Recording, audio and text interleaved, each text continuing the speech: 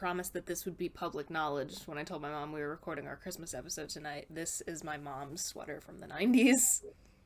Nice. Vintage. Very vintage. And I'm also wearing mom jeans, so I feel like I've really got the whole 90s look nailed tonight. But my mother did point out to me that apparently it's not really 90s, it's just 90s inspired because my jeans are ripped. Gotta say that, actually. But also, they should be acid wash. I don't know if I could get acid wash mom jeans. I'm sure, like... I mean, I'm sure they exist. I don't know if I could emotionally do that. What a time to be alive. Oh, yeah. What a time to be alive, indeed. But yeah, so when this episode is airing, it's Christmas Eve, y'all! Exciting. Yeah. I'm drinking this very beer, as I do every Christmas Eve. Hell yeah, I love that for you. I'm very excited. If that wasn't evident from the fact that I, like, switched to Christmas bedding as soon as Thanksgiving was over and all of that stuff. So yeah, I'm excited. It's gonna be fun. I have lots of... Oh, my antlers. My antlers are moving when I move my head. I do love that. They're, like, floppy. The extra floppy one. I like that. Yes, Zach, no rush. Today has just been like a whole ass day. Do tell. It was just long. Happens to the best of us. I was at both works today. Mm-hmm. Because our staff assistant in the office had a confirmed exposure, so she is out. Yikes. Naturally, we're all waiting now on her, because if she's positive, the office is a tiny bit fucked. So I was in for her this morning, but I had work in the afternoon, so I went in for a few hours, then hauled ass across Virginia to the other side to go to work. And then people like weren't showing up for their shifts. Oh Lord. And so I was there for an extra hour, which I didn't mind because I was there with my favorite manager. That's always a good thing. I adore her. She is Australian and has the accent to prove it, and is just amazing. But like, if it was the store manager who like nobody likes, like the minute 4 o'clock rolled around, be like, bye, like I'm out. But apparently an Australian accent is one of the hardest ones to master. Really? Which I completely believe, because every time I try to do one, unless I'm saying like a really like Australian quote, it always eventually slips back into some form of British. Well, hers is really good. I would assume so. Very authentic. I would assume so. But yeah, we have some fun Christmas-themed questions, which I'm excited about. And yeah, anyone have anything they would like to, anything they would like to say to kick us off? Fair enough. Happens every time. I really should learn my lesson. What were you expecting? I don't, every now and again I feel like maybe if I just throw it out there, something might happen. Although that is technically the definition of insanity, so. Yep. By that definition, my continuously applying to jobs and getting rejected and then doing it over again is insane. That's persistent insanity. Yeah. There you go. There you go. Good and bad. Could definitely put it that way. I will be right back. I'm going to refill my drink. I put way too many spices in my dinner. Not complaining. It was very good. And then I will be ready whenever else is. Wow. I think I just said 8 words at once, but I love that for you. Very proud. New record. Yeah. It's the one to beat. I'll do my best. Got my Christmas mug that is as old as I am. Nice. Oh, I haven't busted out my 1998, baby. That's so sad. I just didn't even think about it. For some reason, I keep them in the dishwasher. You better get on that, girl. Because I have a Christmas Story one, that says you'll shoot your eye out on it. Wonderful. And I've got Christmas cat, which is like it's like a Persian cat wearing a Santa hat, and there's just something about its face, like Is it a smushy little face? well, no, it's like it's like it's a painted one. It's not like a picture of a cat. It's a Of painted course. cat. Um, and Is it I just a found tiny little face on a blob of a cat? no man, I should really just like get it. I mean, But he's it's rotated back in. You can. I came across it in a TJ Maxx like I don't know 8 years ago or something like that, and it was on an end cap. I remember it very specifically. Just seeing that face and immediately saying, "Why does it look like that? What is that face Christmas cat. communicating to Christmas me?" cat. and Show me. I and I'm must like, see. "Well, I have to have this. Well, hold on. I shall fetch the Christmas cat from my Hell bistro." yeah. Oh, I guess we'll have to like include a link to a photograph of the Christmas cat mug for people who are only listening to this on audio. So that we will do. I love that you have just a plain tortilla. The Hispanic in me is popping off. Sometimes you just need a plain carb. It's good. It's Sometimes not bad. that's all you need. Also, I wasn't joking. That was a lot of spices. Not like spicy, but just kind of overwhelming. Just a lot of flavors happening. Yes. This is very much the definition of not flavor. Of course.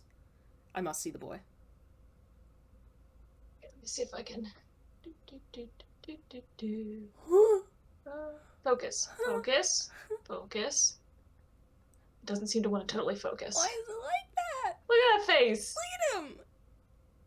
Oh my god. I love I him don't so know. much. Yeah, I don't know what it's mesmerizing. It says Merry Christmas on the inside of the. Oh, And I chipped it oh a few no. years ago, and I tried to fix it, and then my stepdad broke it again, and it's a whole thing. Okay. But I love Christmas Cat with all of my heart. Well, now I do too. Right? There's just something about that face, and I don't know what it is. It doesn't quite know why it's wearing that hat, I think. Yeah, That's it part looks of it. so startled and confused. Yeah. Like, what is happening? But then also, like, physically impossible that that hat would stay on that cat's head the way it's, like, angled. It looks like the cat has been startled by the fact that the hat has been placed on its head and it's like it's just about to fall off because it's confused. Yeah. Like, whenever you try to put things on your pets just out of the blue without like bribing them to stay still with treats, that's that face. It doesn't seem to want to totally focus, and it's bothering me for some reason. I think it's because you're still in the frame. Sorry. Nope, I was wrong. Didn't quite work. It was a suggestion. Well, I had to be in the frame because otherwise I couldn't see the camera to tell where I was holding. Yeah, no, this is true. Well, Man, I love Christmas Cat. we I tried. think I'll try to fix him again this year, and it'll just break again. Because I actually specifically got, I forget what the word is, but like, it's like a putty that you put on there, and then you bake it in the oven, and it sets. So you'd like fill it in with the putty and then bake it.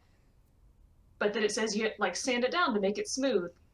And I couldn't get it to sand, and my stepdad was like, "Oh, let me try," and he just the whole thing off of there. So I gotta try it again. Oh boy. Christmas Cat will live forever. Christmas I've Cat tried will to- live forever. I looked for a replacement. It's impossible. It was a random mug at TJ Maxx like almost a decade ago. If anyone else has a Christmas cat, let us know if you can still obtain one, because like I kind of want one, but I realize it's most likely not going to happen. No. It's a thing of beauty. I don't know what it is. I just fell in love immediately. Love it first Again, sight. I do love this Gymboree Christmas mug from 1998. Oh, Gymboree. Yeah. Didn't get that part. Fun. Yep. I feel like I deserve a lot. My mom was a big fan of like any sort of kind of matchy like sweater and corduroy pants type set to like dress me in as a toddler. There's a lot of pictures of me wearing stuff like that. I was a well-dressed little child, I must say. Props to Kathy. In the early 90s, it was all stirrup pants and oversized sweaters. I have some great pictures. Good stuff. Very good stuff. Anyway, we like to.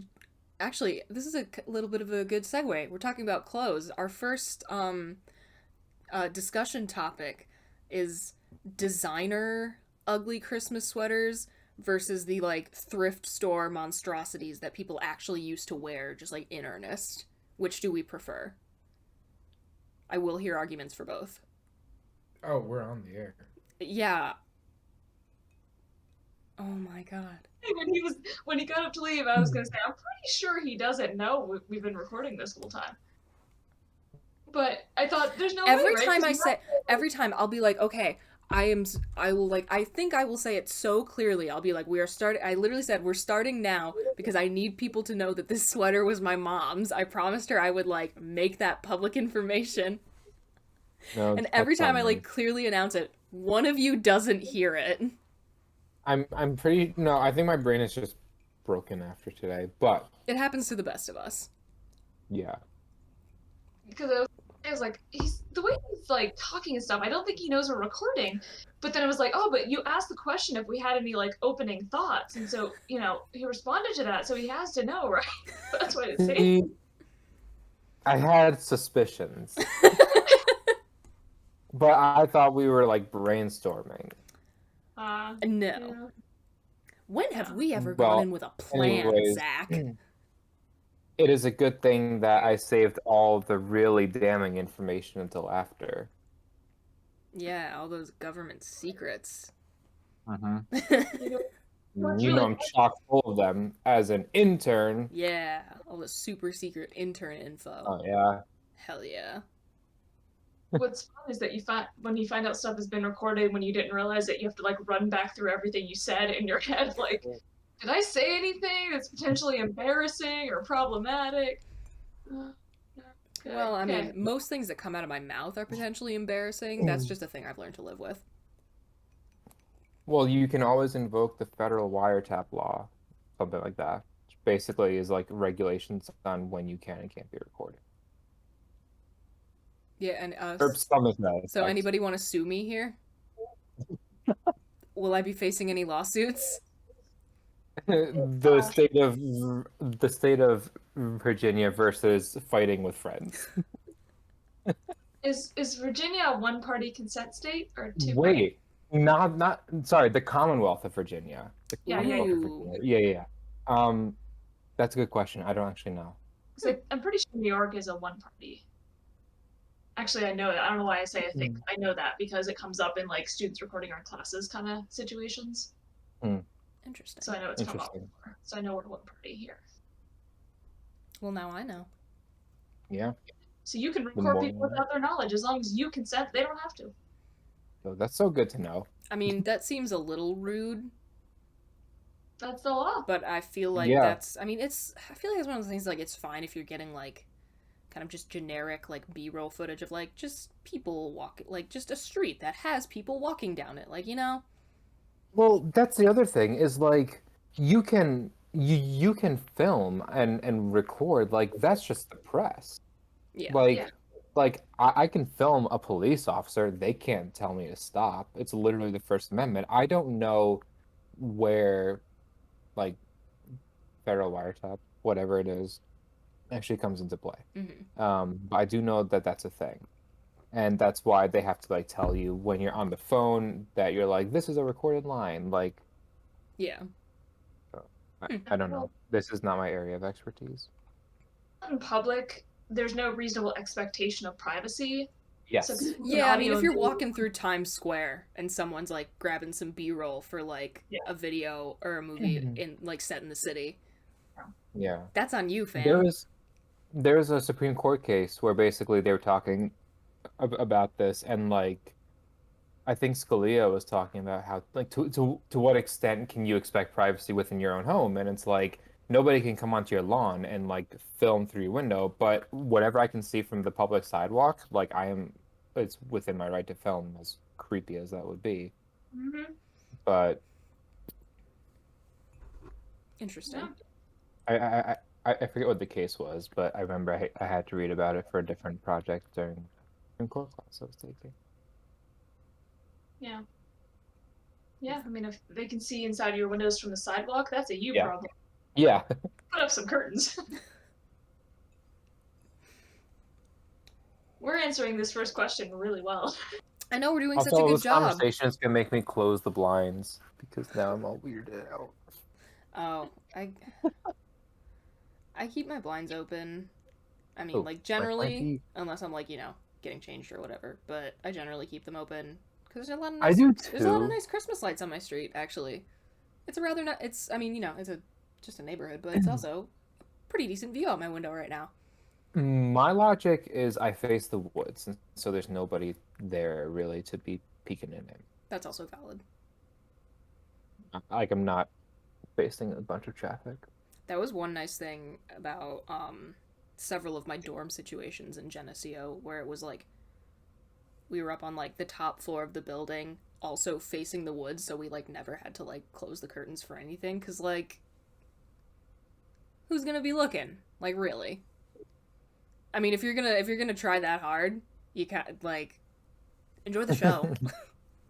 Frankly. That's my logic for sometimes, like, in the summer, leaving my home with the windows open on the second floor. Is like, if you're gonna somehow find your way up there and through that tiny ass window, you've earned. Yeah, take what you need. I mean, I don't do it very often, but I'm like, oh, I'm just going to the grocery store. I should close the windows. I'm like, why? If somebody's gonna take that short window and go through that effort, sure. They deserve it. Yeah. At that point, honestly. A ladder, and because there's nothing to climb, go for it. Yeah. Should be telling people, go ahead, try to rob me. I dare you. Don't hurt You know cats will what get you need is like simply safe. Yeah, I think about that on occasion. Like, it seems like everybody has like the Ring doorbells and stuff, and I'm like, that would be Yeah, fun. I love all the I only think videos about that it like from the people like catch someone like doing something like awkward before they like formally enter the house, like on a Ring doorbell or whatever. Those are always funny. Or like I love all the ones where like mail carriers will come up. Like there was one recently. This guy came up. He's like, "Hey bud, you got the least decorated house on the street, my dude. You got to step it up." send that to you. You did, and I'll link that I'll link that below because that's a fun. I love that. I'm just like, man, that's so wholesome. I've seen that, so that had to be in the group chat. Mm-hmm. Oh, I came up with a thing the other day, that we should do in the future that's similar to meme review, but not quite. We share memes from our various, like, that we have all sent to our various group chats, like, between the three of us. I think it would be funny for us for the people to see what really goes on. Beginning with the frog. I don't know that counts as a meme, but that's just a picture. But it's an important frog. Yeah, that's a very important frog. We will discuss him. Don't you worry. Love him. Anyway, ugly Christmas sweaters. The question. We're doing so great. But that's okay. You know what? This episode can be extra long because it's our Christmas special. Hell yeah. And I put on these antlers, and I've tolerated them for a full 20 minutes now, so that's, something to celebrate. Very proud of you. Again, you are allowed to take them off whenever you are wearing a Christmas sweater. You're fine. It's an endurance activity now. How long can I stay? Okay, I mean, as long as if it's your pride on the line and nothing else, okay. Also, this is a relatively high alcohol content beer. I love that for you. It's not it, so there'll be that. I barely started drinking it, but maybe after a while I won't care if my head hurts. That's my point. Good to know. Yeah, so designer ugly Christmas sweaters, designed to be ugly but in like the kind of cute way, versus like the actual monstrosities one finds at a Goodwill. I feel like it's so tough because it comes down to the question of like, what's the point of wearing an ugly Christmas sweater? I mean, I happily wear an actual monstrosity just like out in public. And like I wear it because it's fun. Okay. And like I wear it like with like my cool ripped mom jeans and like Doc Martens. So I feel like it telegraphs to the public that I am wearing it fully aware that it's hideous, rather than I just have no fashion sense. And so if the point is just that it's fun, I mean, they can all be equally fun. This is true. So there Yeah, is I mean, that. like, I definitely, like, I have both, and I wear both. I am wearing one of the, like, designer ugly Christmas sweaters, and I think, like, the last episode or something. So, like, The yeah. last podcast one? Yeah, I think so. Yeah, well, but that's the thing, though. Like, I wouldn't categorize that as an ugly Christmas sweater. It's just a Christmas sweater. Yeah. Like, and I think that's one of the hard things is that they're sort of subjective. Like, if you go see, like, the designer ones, there are some of them that are just genuinely cute. Yeah, some of them are, like, low-key, or, like, high-key adorable. Yeah, like, I came across one when I got my Christmas vacation hoodie. They had one that was, like, a little T-Rex on it, like, the Santa and stuff. I was like, that's just cute. fun. That's not ugly. That's cute. Yeah. You know? But they do have some of the designer ones that are just legitimately horrific to look upon. Like some of the ones that light up and stuff, or have like fuzzy. Oh, hell yeah. Hell yeah. That is a nice thing about, like, the, like, this is on purpose, that you can get ones that, like, light up, or, like, have, like, a little, like, button that you press on, like, the shoulder or whatever, and it, like, plays, like, Christmas carols. Love that. The ability to take it to the absolute next level that one has available to them when getting one that is ugly and hideous on purpose, love it. Unless you're gonna, like, get an ugly Christmas sweater at a thrift store and, like, actually run, like, LEDs through it, in which case I respect you so much. It's so interesting because, like, they used to be truly ugly, like actual authentic ugly. Oh, do you want to see my Christmas favorite sweaters. ugly Christmas sweater that my mom, like, absolutely hates this thing? Yells at me every time I wear it. Let me grab this bad boy. 2 seconds. More of a sweatshirt, really, right? Yeah, it's like a grandma sweatshirt. Yeah. I know exactly what you mean. Well, but I think the important thing to point out too, as you're getting that, is that when these these vintagey ones, when they were first made and sold, they weren't considered ugly. They were just like, look at this thing.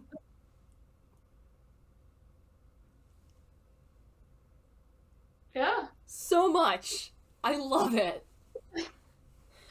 But like when they came out, it wasn't And you know, that's people weren't buying them because they were ugly. They bought them because they liked them. and that's why I love that thing so much. Someone's grandma saw that and was like, "This is precious," and then wore it unironically. It's so interesting. Again, thinking about that motivation side of things, like what's the point in wearing them? Yeah. How that sort of changed over time. And if And, we want to like, get into like semiotics and think about I'm wearing it because, like, I know that it's ugly, but I also, like, I genuinely love it while knowing that, like, it is not not high fashion, but I love it so much from such a genuine place, even though it is ugly. But at the same time, like you said, you wear like the mom jeans and docs, like to let people know that I know this is not attractive. Yeah. So it's like I like it, but I don't want people to think that I like it. I want people to know that I like it, and I know it's ugly. Okay. Mm-hmm. Like, the quicker in general in life you can learn to, like, find a hideous article of clothing that you love, and when someone says like, hey, like, that's a really ugly sweater, you can just be like, you can say with genuine happiness, I know, isn't it hideous? It's very freeing. I love it. That is what I strive for with so many of my Christmas. Sorry. 1 second. Somebody took her up on the open window invitation. What? I don't know what just happened. Maybe she's going to get one of her own sweaters. Hopefully. Ooh. You hope it was a miracle. Something happened here. Empty chair. Minds. Huh? What? The cats are out of their minds. What'd they do? I just heard lots of rustling and then thudding and the sound of things falling. Oh. I have aluminum foil all around Harley's enclosure on the stand because the cats won't quit jumping up there. And I've recently discovered that Luna is not remotely afraid of aluminum foil. Uh-oh. And yeah, so I know when she's up there because I hear the sound of the aluminum foil. I don't know what all just happened, but all the aluminum foil is now on the floor, even though it was tucked underneath of the enclosure. And a bunch of stuff fell over. Uh-oh. Yeah. So that's, Well. they're crazy. And they scare the living daylights out of me because I'm like, oh my gosh, they hurt themselves or something. No. Nope. Just causing trouble. Chaos machines. Love them. Anyway, we're done with sweaters. What were we saying? They're gonna be the death of me, I swear. Give me a mini heart attack. Because it sounded like it was like an avalanche or something in there. Oh my god. But yeah, no, like, I lovingly refer to that that sweatshirt as my Christmas monstrosity. Because that's what it is. And I love it. I love it because it is a monstrosity. Yeah, when I was actually with my parents when I got this hoodie like a few weeks ago at Thanksgiving. I love it. It looks like it's fleece, like it's not just fleece line, like it's fleece. The period. Griswold family Christmas got a little squirrel up here on the tree. Hell yeah. This Christmas Vacation is my absolute favorite Christmas movie. I've seen it like a million times. As it should be. Yeah, and I happened to be out shopping with my parents the weekend after Thanksgiving, and I came across it, and I just got so excited. I was like running after them, like look, look, look, and I expected their reaction to be like, oh my gosh, that's ridiculous. Why would you get it? But they just looked at it and went, yeah, that's a thing you would buy. Okay, so at least you have a consistent brand.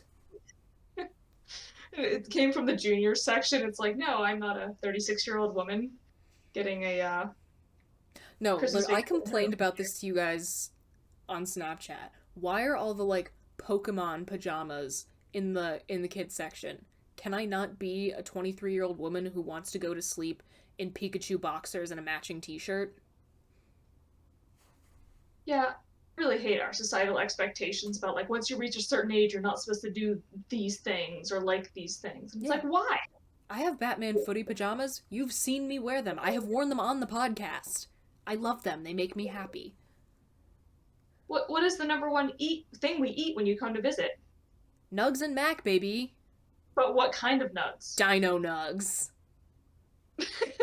Every single time we hang out, we make dinosaur nuggets and mac and cheese, and it's delightful.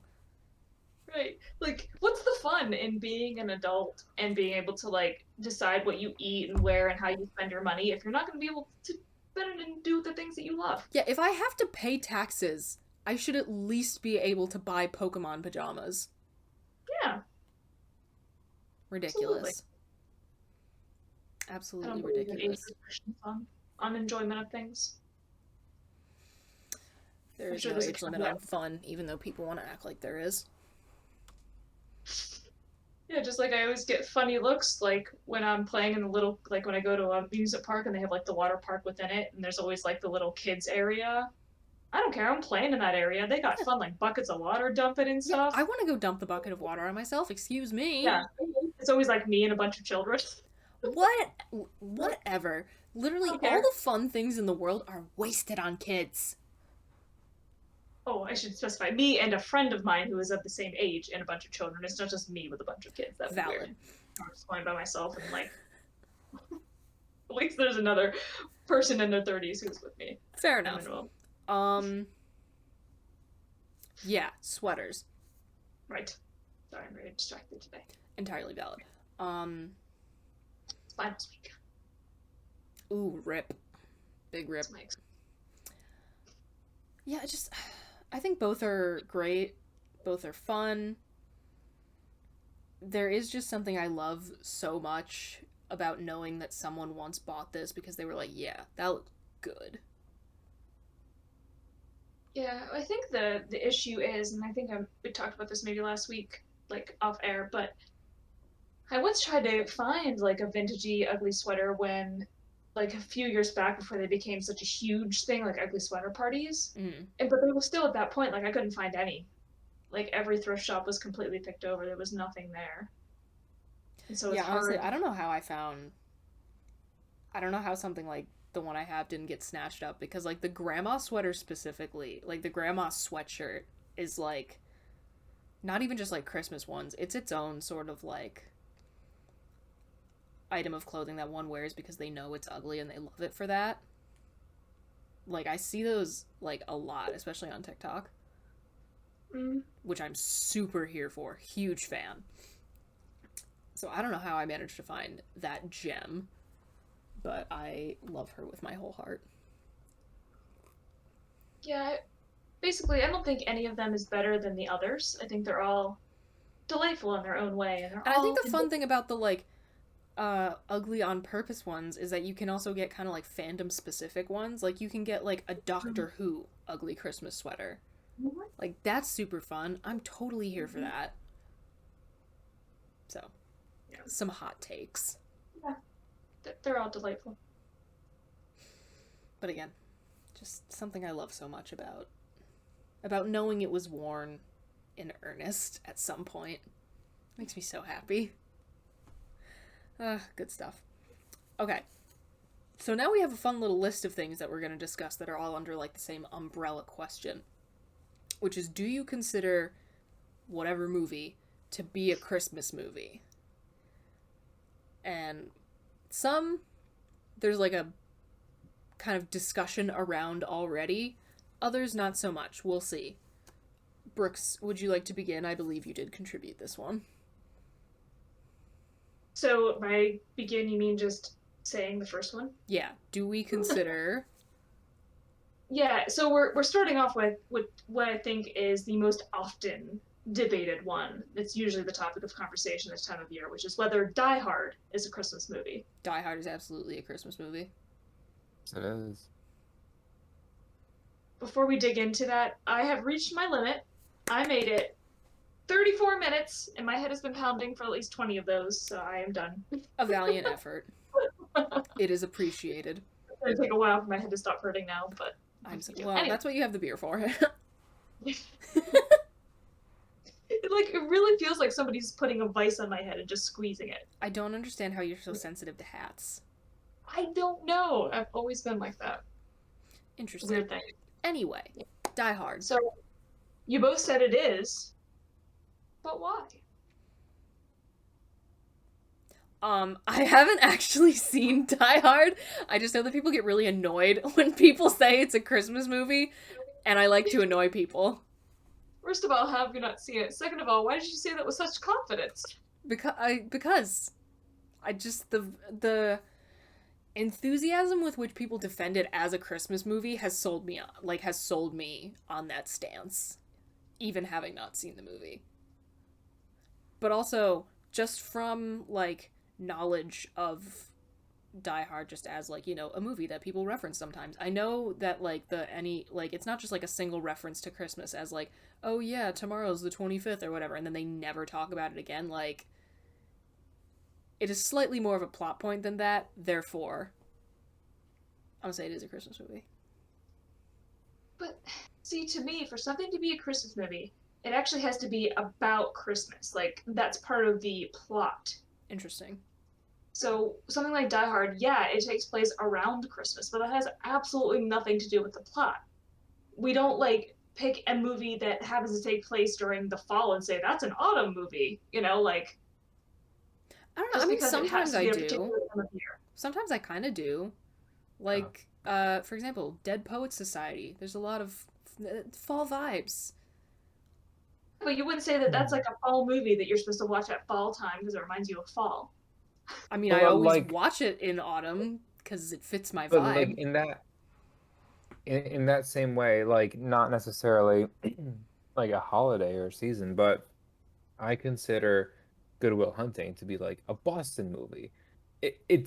There are plenty of really quality colleges around like the country that this movie could have theoretically taken place in. Mm-hmm. Like the fact that it's in Boston is not quintessential to the plot, but in my mind, like Good Will Hunting will forever be a movie I associate with Boston, even though it's not integral.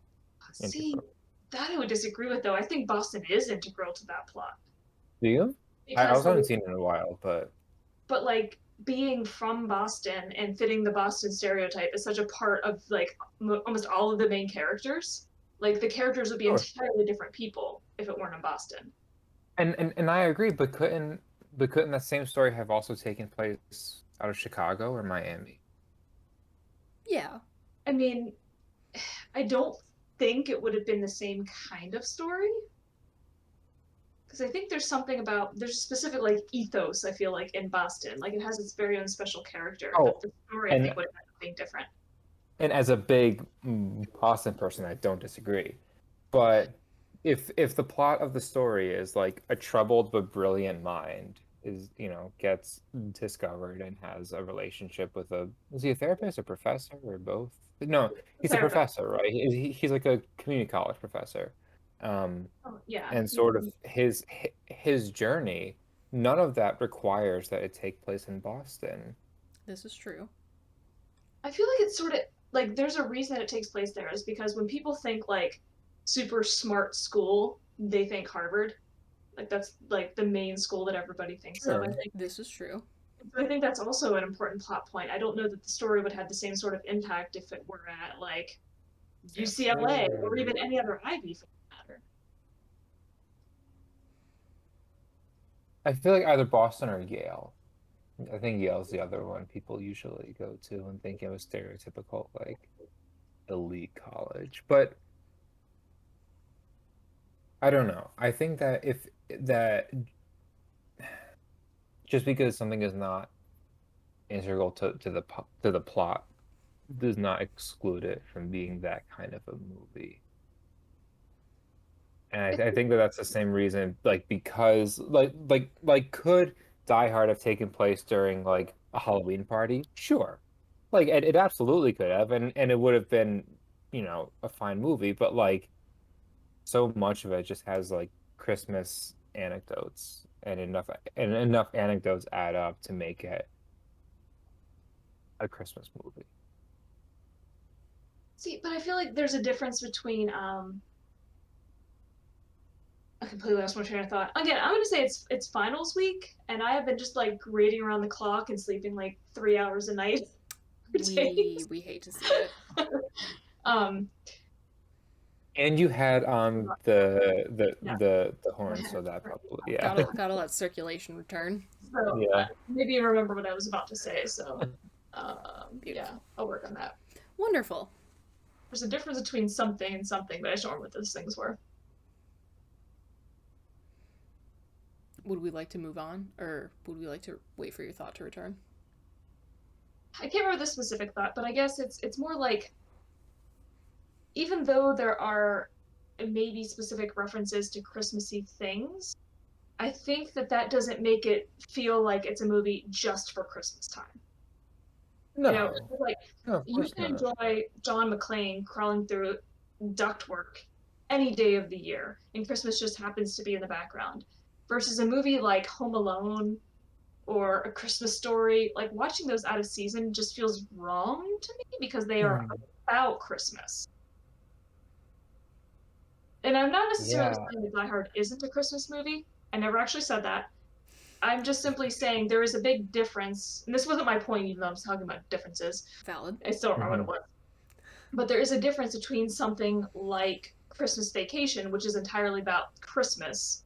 That's the whole point of the plot, versus a movie like Die Hard that just happens to have it in the background, where you can really enjoy that any time of the year and it feels normal because that just happens to be the setting, versus watching a movie specifically about Christmas, like, in August. You make There's valid points. So it might Okay, not be this primary is movie. this is just gonna be my own thing, but I don't even think of like I know Home Alone is a Christmas movie. I just don't really associate it with Christmas. I feel like for me, I'm not like a huge Home Alone guy, but I could watch it in like May, and it would have the same effect on me as it would watching it now. Um, I love but how if every a year. culture or society in general decides or suggests that something is a Christmas movie, wouldn't that add to it as well? Because we're ultimately the ones making the call. He has a point. But Also, I side don't think note, I that. love every year people realizing that Moira Rose is the mom from Home Alone. 10 out of Such 10. Always cringe. excellent. Anyway, continue. I realized as soon as we started this question that I completely forgot to send you that article that I came across last week where somebody actually did like a legit study with statistics and charts and graphs as to whether Die Hard is a Christmas movie. What? Okay, well, we will definitely link that. Oh I my don't gosh. know if this is the same one, but I did do a little bit of reading prior, and I do have a stat according to a press release. It says last year, but I have no idea when last year is. I don't know when this came out.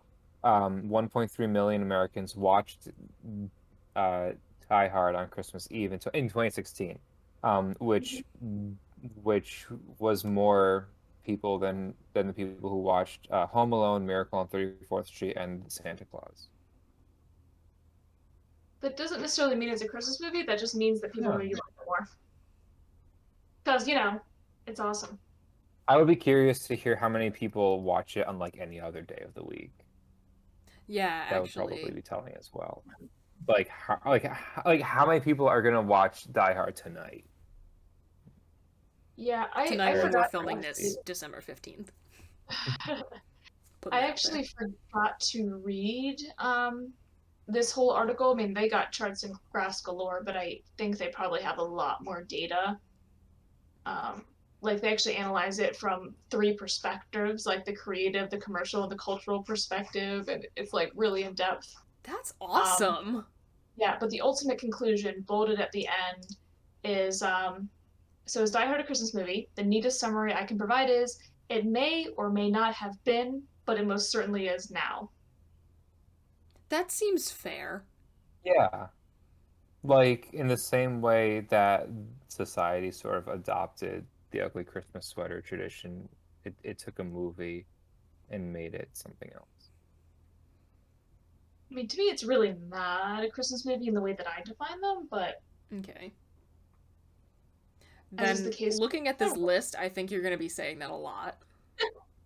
Um, I also don't. I know I already told Bridget this. I really don't know most of the movies on this list. I think I know Harry Potter and like it's probably about it.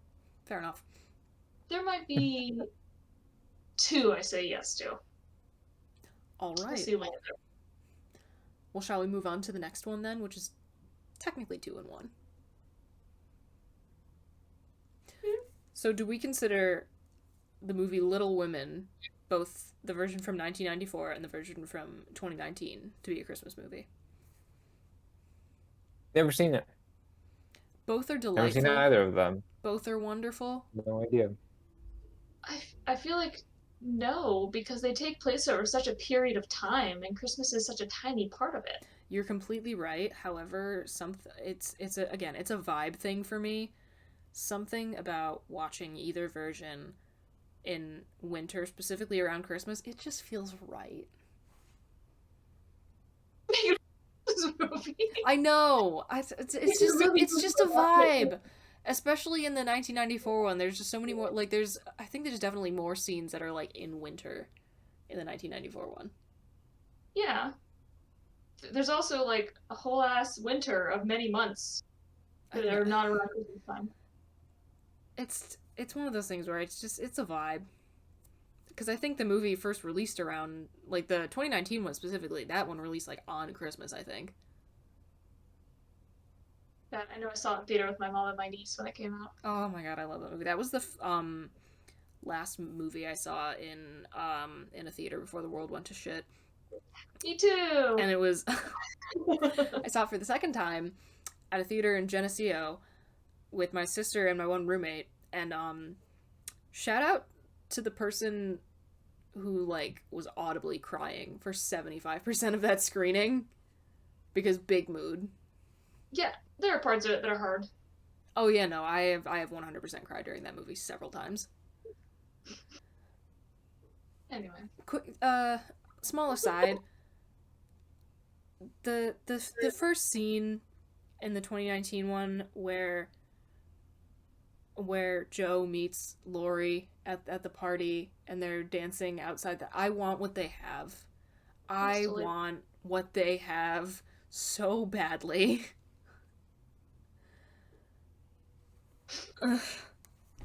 Anyway. Yeah, so maybe it's because it's like more of like an association thing for me because I remember seeing it for the first time around Christmas and like it was a really good movie, so it stuck in my mind. Yeah. Maybe it's kind of like one of those things, like if you have a movie or a TV show you would like watch when you were homesick from school as a kid. Yeah. I feel like that becomes like, I'm not feeling well, I'm going to call in sick from work and watch this movie that I used to watch as a kid because that's the sick day movie or, something like that. That's valid. Yeah, so I guess it's not actually a Christmas movie, but it feels right. It feels right to watch it around Christmas for me.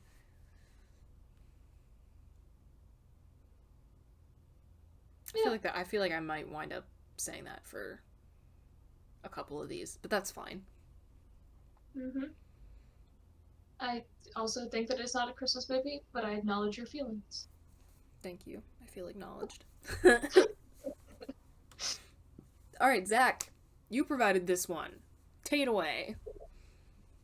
Oh yeah, it's definitely a vibe thing because all of the winter and Christmas scenes, it's very cozy. And this is We're coming from talking about somebody Harry who's not Potter and the really a Sorcerer's Stone, by the way. Yes, sorry, I didn't specify that. Harry Potter and Sorcerer's Stone It's okay. for the rest of the people who don't have an agenda in front of them. Yes, it is. I fully understand that the majority of this movie does not take place during Christmas. And the height and ending of the movie definitely does not take place during Christmas because Voldemort is kind enough to let Harry finish his education for the year before trying to kill him.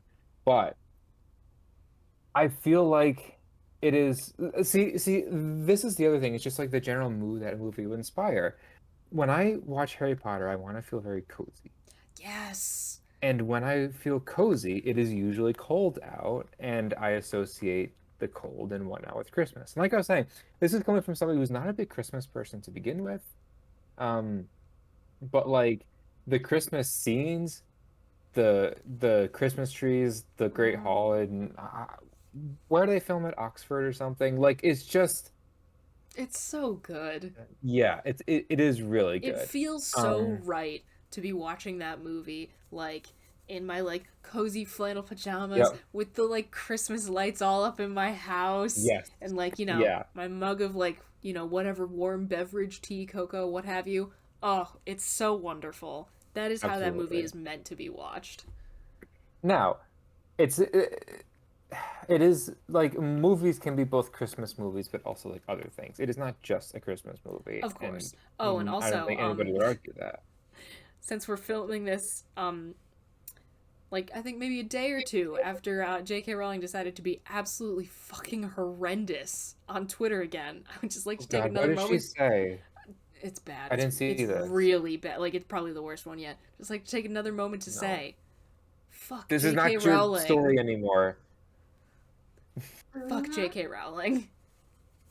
It's anyway, so sad. It again sucks so much. But yeah, no, that movie just. Oh no. Oh yeah. Sorry, I just looked it up. That is the most horrendous one yet.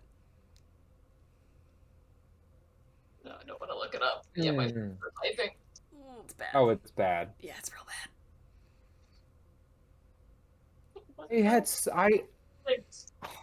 Literally, I know this is not about Christmas, but so sad what happened to her. I loved her so much. Like, her stories had such an influence on my childhood and still do, frankly.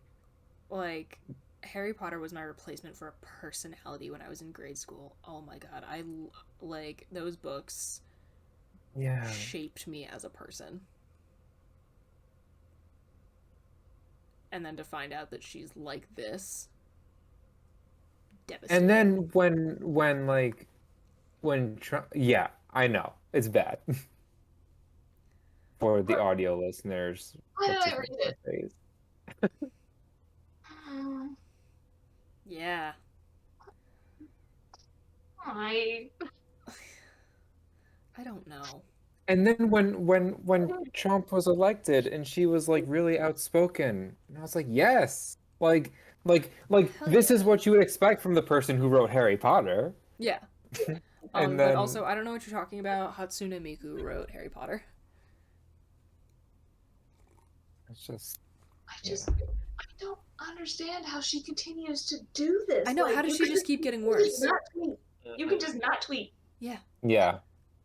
That's an option. The bar is on the floor. And she keeps digging below it. She is intentionally typing these things out. And It's being one thing like, to yeah. have thoughts in your head, but you can decide about what to do with those thoughts. Yeah. So yeah, since we're discussing Harry Potter, always feeling the need to put that disclaimer out there, especially with the yet another horrible tweet. We do not I stand think- J.K. Rowling in this That's house. the worst one.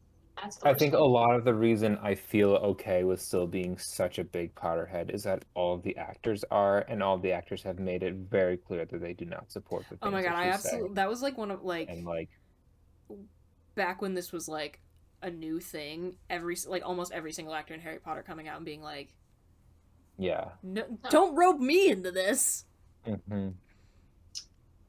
Daniel Radcliffe wrote Harry Potter. I like Yes. that. Daniel I'll take Radcliffe that. wrote Harry Potter. Easy to like. I I love Daniel Radcliffe. Great dude. I love the fact that the actors are that the actors themselves are Potterheads. Like they love the story, and Yeah. they still wear like the Harry Potter shirts and like Tom. Oh my God, what's his name? Tom Guy who played Felton? Draco. Tom Felton. Thank you. Tom Felton is like, oh my God, I just love all of them so much. I love Emma Watson. She just like buys books and leaves them in random places for people. Queen. It's like oh man, what a delight. He's awesome. I Yeah. love I would Dan- be so. I've said this on the podcast Like- before. I love Daniel Radcliffe so much. I love that he decided that the entire rest of his film career was just going to be like weird, alienating indie movies. I'm just like, hell yeah, dude. And then Hell yeah. Rupert Grint bought an ice cream truck after they finished the movies. Incredible. He, that man is Netflix. slept on these days. I like talked about this in like a really old podcast episode with Maddie, but like I found this TikTok where he was in like a stage, like a play, and he was excellent. Like absolutely excellent. He was in a play with like Nathan Lane, Megan Mullally, Matthew Broderick, like absolutely excellent. Somebody give that man some more screen time. He was in a rather weird Netflix show called Sick Note where he pretends to have cancer. Interesting. I also don't think it was so much that nobody wanted him in their movies. I think it was more him wanting to take a step back. Entirely Because valid. you finish a 10+ year franchise, like it's understandable that you're probably drained, as amazing an experience as it sounds like it was. Yeah, no, I completely get that. I just like I feel like since he doesn't act a lot anymore, or at least like not in movies, people are like always like, oh yeah, like that guy from the movies who like he's not the important one, but like the man can act. Mm-hmm. He was like quite good. He tried out for his part in Harry Potter by sending in a home video of him rapping King, as like a 10 or 11-year-old. absolute king shit. We love to see it. Yeah. Anyway, doing great on the tangents, loving it. Yeah, Excellent Yeah. content. we're very well focused today. We're doing it's fine. The- You know, people have been with us for how long now? They know what they're signing up for. So there's 8 Yeah, Harry but if you Potter. think about it, this is kind of on them. Yeah, I that's was true. literally They made the choice to listen. I came up with a I didn't wind up using this line, but I had it in my head that I was going to start this podcast, like this episode of the podcast, talking about how this one's going to be extra long and say something along the lines of, to paraphrase our Lord and Savior John Mulaney, I hope you're ready for 3 people with absolutely no expertise who are going to talk for a while.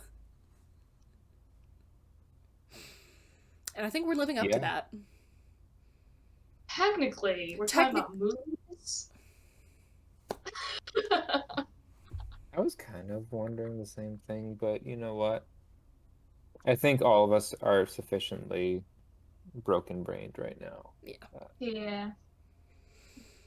It's close enough. It's like 2 and like maybe 3/4. I'm mentally hobbled at the moment, so there's that We're doing fine. lack of sleep and my head pounding from the antlers that I insisted on. I'm gonna say the antlers thing is a little bit on you. Oh, it is. Yeah, I'm not saying that. I'm just saying that's part of the reasoning. But you did it for content.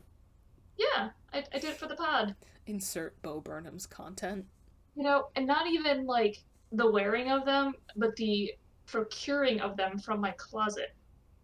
Because they were on a box on the top shelf in my closet, and I had to drag this chair in there through the hallway, through a couple of doorways into my closet, and it kept spinning, and I almost fell like a few times, and I knocked a bunch of stuff down.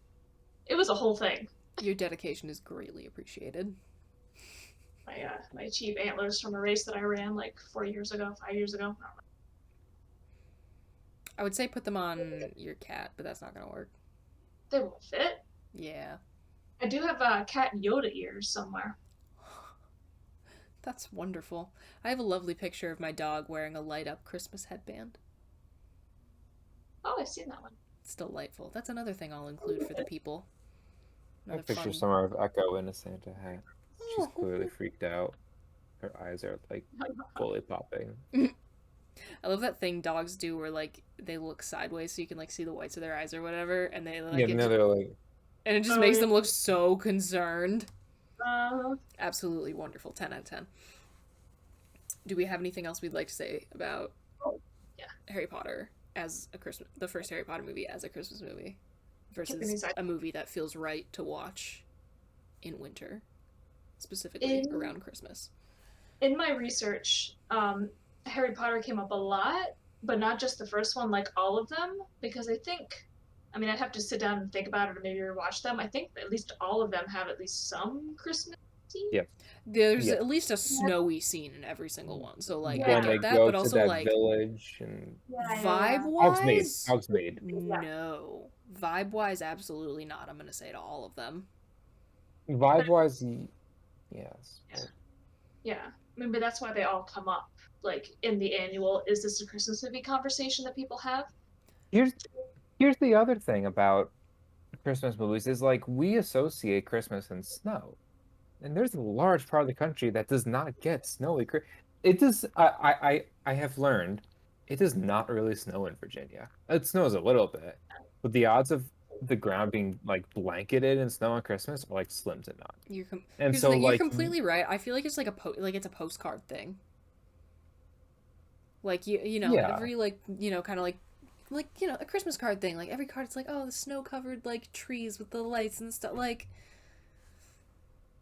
it's just like it's such a persistent image. It is, but also the reality that like I actually don't know what percentage of America gets like snow on a consistent basis, but um I don't know. Like if you just associate Christmas with cold, there are a lot of scenes in Harry Potter that are outside, devoid of snow, but also it's clearly meant to be chilly. Yeah, again, this is one that's like it's just a vibe. It's simply a vibe. Like the vibe I get from the first movie, it just feels like it feels right to associate it with Christmas for me for whatever reason. Like the fourth movie, for example, like I don't like even like though it has like the whole like Yule Ball thing going on. Like I don't really feel like it's that. I don't feel like I need to watch it around Christmas for like maximum vibes. The most Christmassy scenes, like consistent throughout all the movies, are the ones in Hogsmeade, like hands down, no questions asked. If there is like one location in Harry Potter that is Christmas, it's Hogsmeade. I think I'm getting that name right. I really haven't watched Yeah, the rest of Hogsmeade them. Village. Yeah, yes. You are correct. Well, I decided to look up the release dates for all of them, just wondering if it were like, Yeah. released around Christmas. And interestingly, so of the 8 films, 4 of them were released in November, Okay. and the other 4 were released in summer. So one in June. Interesting. Yeah, When was the first one released? November 14th, 2001. Huh. First of all, that's crazy. It's been 20 years. Oh my god, I know. What the It's been hell? 10 years since the last one came out. Mm-hmm. I remember seeing that in a theater. Madness. Shit. Like, to me, that just came I out. was That I was in 8th grade when Part 1 came out. Oh Like my god. Part 1, like Harry Potter Goes Camping, like that one. I Part Oh, 1 you of the meant the Deathly first one. Hallows. What? yes, yeah, the one where they spend all of it in the woods. That's 2010. Yeah. November 19th, What 2010. a time to be alive. No, I had just started my PhD program. It's just funny because just like the age difference that we have, like Harry Potter has just such a different meaning. Yeah, You no, know? it does I just though. wasn't the target demographic at the time, so I just have a very different kind of relationship with it. I loved enough. reading all the backstory and all. There was some story in like a Harry Potter book, not like part of the canon, but like a book about Harry Potter. And it was these, it was a group of like critics or journalists or something. And it was, or like college, forget what group of people, but they literally like went out and bought Order of the Phoenix like at the midnight release and read it through that Yep. night. Like, just all together. And that's something like, yes, Are we ever going kind to of see going that back to the again? previous podcasts that we've discussed, watching a show on a week-to-week basis and then getting to talk with people about it is one thing. To relive the releases of the Harry Potter books, that's something you can't get back. That's my thing. I'm like, are we ever nothing will gonna compare to see that.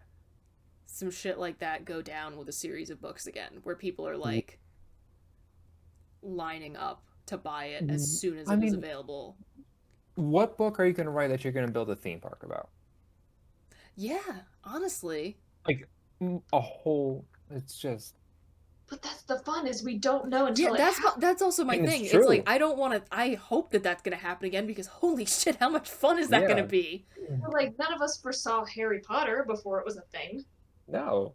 You know? Her- That's her what's fun about publisher- life. You never know what's coming around And also, the I bend. really like to hope that that's gonna happen again because like, I was around for like the Harry Potter movies as a huge phenomenon, but like all the book like that, I was like really little when all the books were being released. Yeah. So like I want to see that shit firsthand. To be an adult and be able to like, yeah, because when the books were released, I was, I don't know, 2. Yeah, I Like, was a like small I child. didn't get to live through most of that, and I'm kind of bummed because Yeah, it sounds like a real it fun sounds- time. yeah, yeah. I don't know when the books came out. I didn't look that up.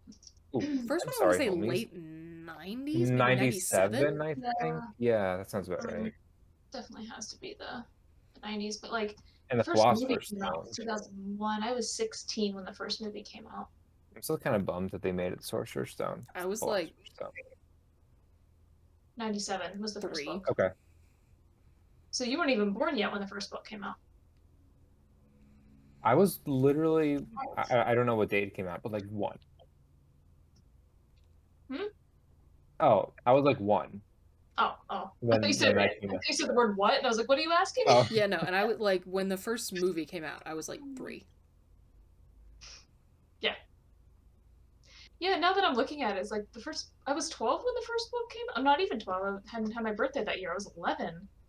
I just hadn't heard of it Girl, at the time. you were so the I was prime demographic for that book. Yeah. like, wait a minute. I hadn't even heard of it until the first movie came out. It's also so interesting reading like the first book and then the last one, how much the target demographic changed. It Because the really, first book like- was a children's book. Yeah, no, By but the time like you got to the end, it's like that's a book for adults. also Like, if you were reading them as they were like released to the public, like you are the perfect age if you like like Brooks, you for example, like you started out like 11 for the first book and then you read them as they release, like you are the prime demographic every single time. Yeah, that's why all of a sudden I'm like super bummed because I would have been the exact right age because that's like the age they are when the books start. Mhm. Right? Yeah. Rip. And she designed them to be like, the children who started reading them age along with the characters. Beautiful. So I could have. I just hadn't heard of it until the movies came out, and then I was kind of behind on the curve. Tragic. The only book I was around for one release in the sense that I was like waiting for one. When I started reading Yeah, them, I do it was remember up Deathly Hallows through the coming out. Half-Blood Prince. Yeah, it was so like I did not miss it completely. I got to live it a little bit. I got to finish Half-Blood Prince and then like have to wait for Deathly Hallows. Um, but that's about it. I just got a taste of it of the whole cultural phenomenon. I know. I want it. I want it so bad. Give it to me. Oh my God. There was an exhibit at the Museum of Science in Boston, but it was like Harry Potter and it was all of these props and whatnot from the movie. And will be forever one of like my most happiest memories, like from the Museum of Science and I just love that for Boston in you. general. And I was in like eighth grade. Like Ooh, literally hell yeah. it was amazing. And then afterwards we went to Cheers. So like wins all around. I love that for you. Mm-hmm. Did they know your name? Nope. Disappointing. I was like, Oh no. it's literally me. They had like, a psychic on staff who could just like read people's minds and like whispers That'd it be to the awesome. bartender. That And would you're be like, wonderful. No, honestly, if they did some sort of like something where you have to sign in and then they were able to like relay that information to people Hell and yeah. you walk be in a room so like, cool. ah! Yeah. That'd be creepy and amazing at the same time. Yeah. And then I Yeah. would get to use all of my normisms that I have memorized over the years. Nice. Very nice. Man, We we're like to- peak tangent today. I know. I'm loving it. We literally went from Harry Potter and Christmas to like Cheers. Great. And Awesome. to be fair, that's mostly on me, so I apologize for that. No, But never apologize for tangents. That's the whole point of the show. Yeah, I mean, we have gone through 3 movies, so that's pretty good. We're definitely doing Yeah. something. Next one. Edward Scissorhands. literally don't know anything about it. Oh, good movie. Queen Winona Ryder. Love her. I mean, I haven't watched the entirety of it in a number of years, but I never associated it with Christmas. I do because the entire third act of the movie takes place on Christmas or on Christmas Eve or something. I mean, I guess, but I don't know. When I think Edward Scissorhands, I think about him cutting the topiaries. Valid. Very valid. Christmas first, I think about other aspects of the movie and his relationships and.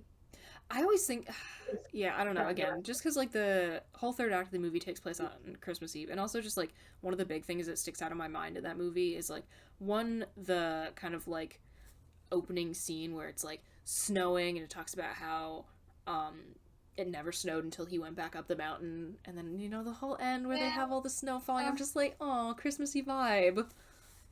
Yeah, I I suppose. suppose. Maybe not a Christmas movie, but a Christmassy movie. Yeah. Again, it's just been a while since I've actually watched the whole thing. I love all that at movie once. so much. That's one of my faves. I love that movie so very much. And also, Winona Ryder. Love her. Yeah. Wait, can I completely just swing back real quick to Harry Potter, and I promise this will be the last thing I say about Harry Absolutely Potter? go for it. I swear this will be the last thing I What do you say. But got? the other thing is the music. When you hear those first 2 notes, do do, and you know what's coming. There's literally there is no other 2 notes in Hell the yes, musical dude. universe, and that gives you the same feelings as the Harry Potter. And that's it, I promise. Who wrote that score? John Williams? John, I think it was it him? I mean, that sounds right.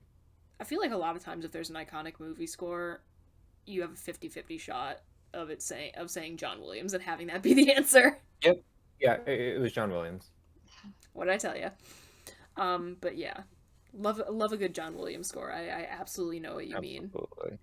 Even as soon as I hear the opening notes of that score, I like forget about like all of the like weird feelings I have about Harry Potter and knowing what I know now about J.K. Rowling, and we're just like, oh hell yes.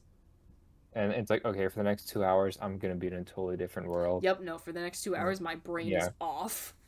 Any critical thinking brain is put on the back burner for the next 2 hours. Yeah. I really truly do feel that. Another iconic score, which is not John Williams. It is our boy, Danny Elfman. I love this. I love the score to Edward Scissorhands so very much. There's a lot of especially like the bit in the end that I'm talking about, like where the snow's falling, like that score in particular, I'm like, oh, Christmassy. True classic. Oh my god, I know. I love that movie. Whatever happened to Tim Burton? I really wish he hadn't sold out to Disney. Yeah, he's getting older, and he's like, I need me some retirement money. Which, like, completely fair, but it also has been weird just because, like, when I was a kid, like, or, like, when I was, like, even up until the point when I was in high school, like, people would say, like, oh, yeah, I'm a big Tim Burton fan. Like, that's a thing that people would say. Yeah. And, like, that's not really a thing I hear anymore, unless you're talking about, like, a lot of his older movies. Like, no one really, like, that's not a thing I've heard people say without, like, a clarifier attached to it in a very long There's time. An era. Yeah. Of Tim Burton films. Yeah.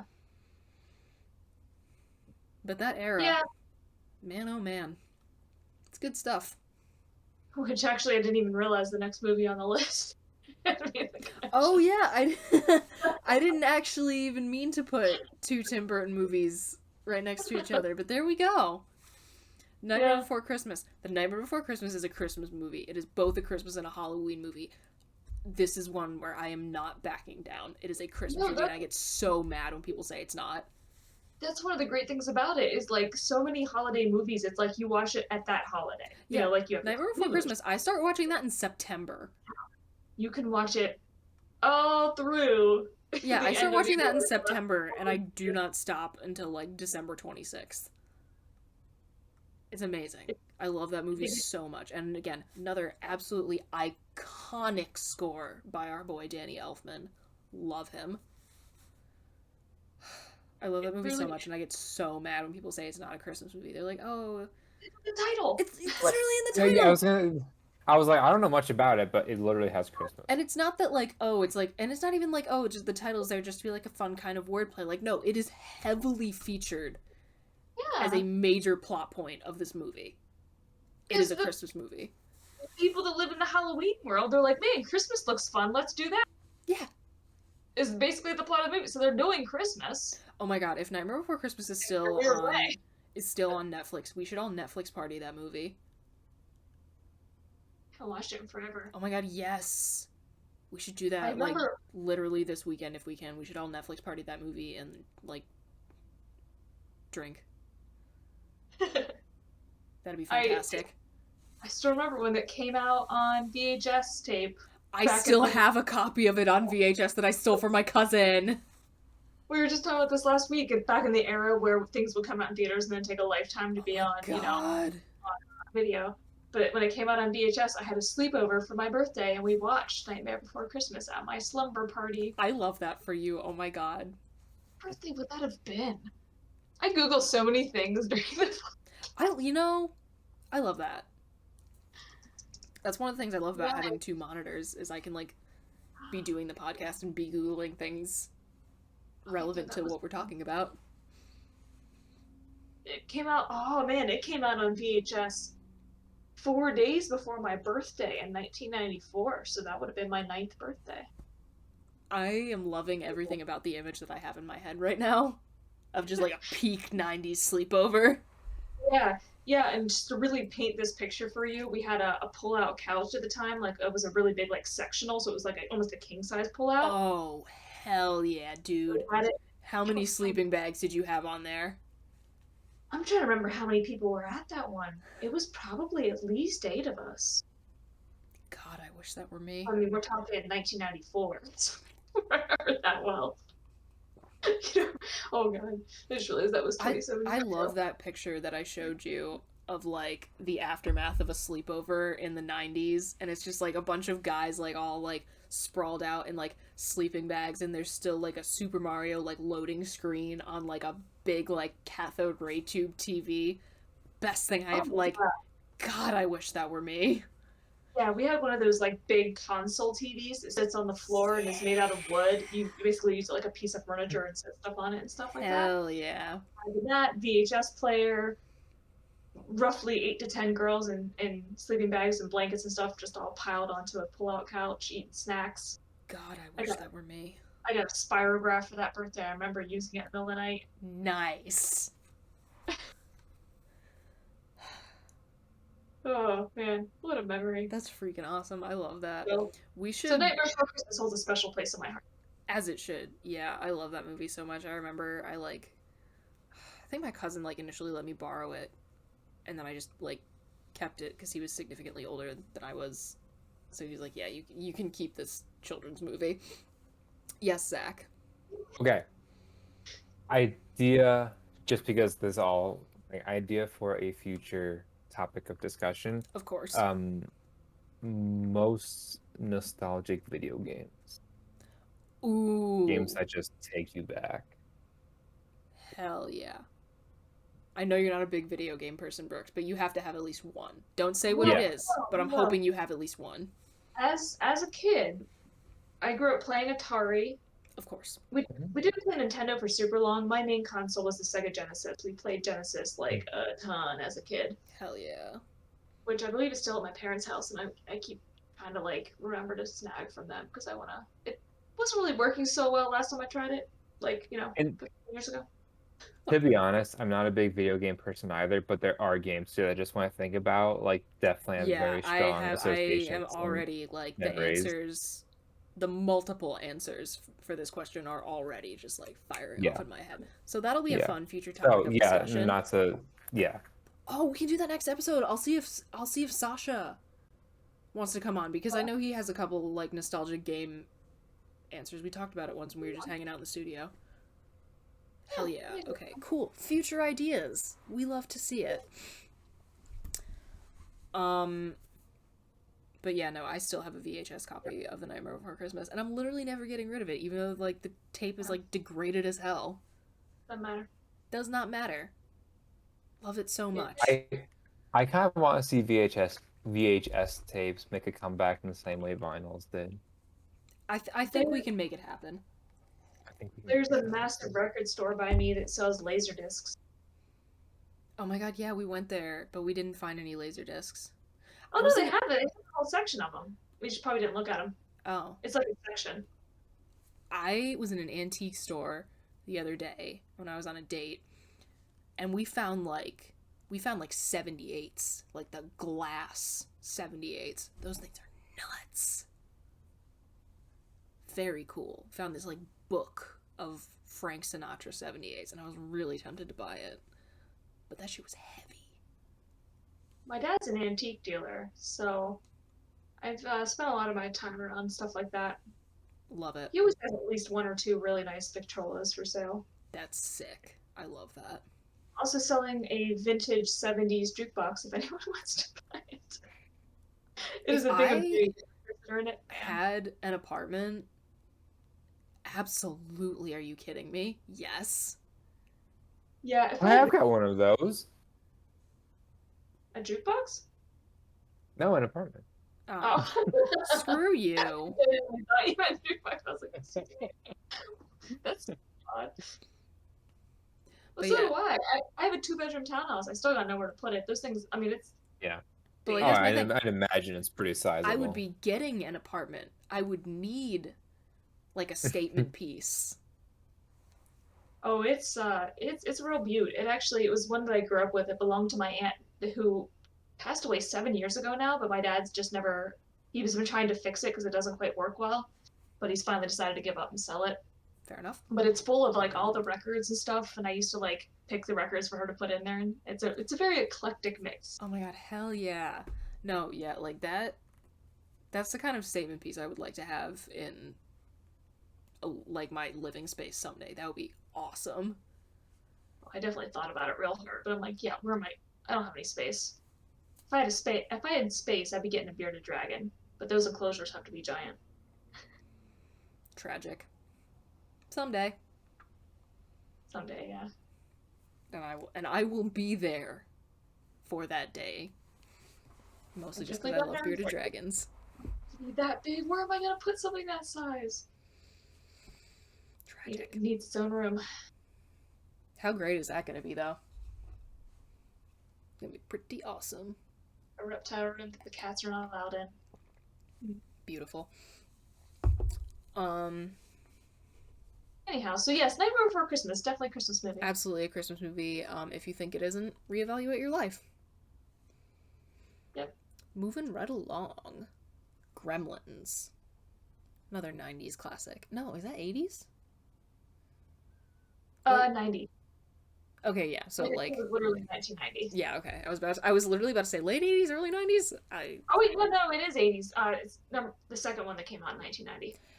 Okay, yeah. So late 80s. 84. The original. Oh. Why did I have that in my head as like late 80s, early 90s? Anyway, doesn't matter. Yeah, so I wasn't even alive yet when the first one came out. I haven't seen this one in a red hot minute. I can't quite remember how like integral to the plot Christmas is. Can you see my pure excitement? Gremlins and Gremlins 2 are two of my favorite movies of all time. How did I not know this? And this is one of the rare instances where the second one I almost prefer over the first one. Because the second one, it's a thing of beauty. I actually have that on VHS in the basement. Hell yeah, dude. The three of us need to have like the ultimate like 90s sleepover. Can we though? How VHS tapes. VHS and TVs tapes, to make noise when you turn them on. disposable cameras. I got my VCR in the basement. Okay, great. VHS tapes. Oh, and oh my God, what's that snack called? Gushers. It's Gushers. Yes. I have Yeah. Labyrinth on VHS. Wait, on VHS? Labyrinth. Oh. That's like ultimate 90s. Oh. Bridget tried to show that to me, and I kept falling asleep on her couch. But not out of boredom. I Not did out of actually boredom. like it. I No. just have sleepy bitch disease, and it was late. Oh yeah, I fall asleep all the time when she's here. Yeah. I try to stay Yeah. awake. I very much have that disease as well. Yeah. Labyrinth was my absolute favorite movie as a kid. I used to like watch it constantly. It drove my babysitters crazy. Oh my god. I love that movie so, like, for obvious reasons I love that movie so much. But even if David Bowie was not prominently featured in that movie, it's just so much fun. You remind me of the Babe. What, babe? The Babe with the power. What power? Sorry. I was Power getting of ahead of voodoo. myself. Who do? You do. Do what? You have the Babe. I saw my baby. Okay, no, the internet doesn't need me singing. Trying hard. Okay. No, I love that movie so very much. I really are meant to be slap happy, but it's been a long week. Already. You deserve it. Do it. I'm calm. But yeah, no. Okay, so that's a fun future plan for us. Ultimate 90s sleepover. Gonna be great. I've had many 90s sleepovers, so I got knowledge. Perfect.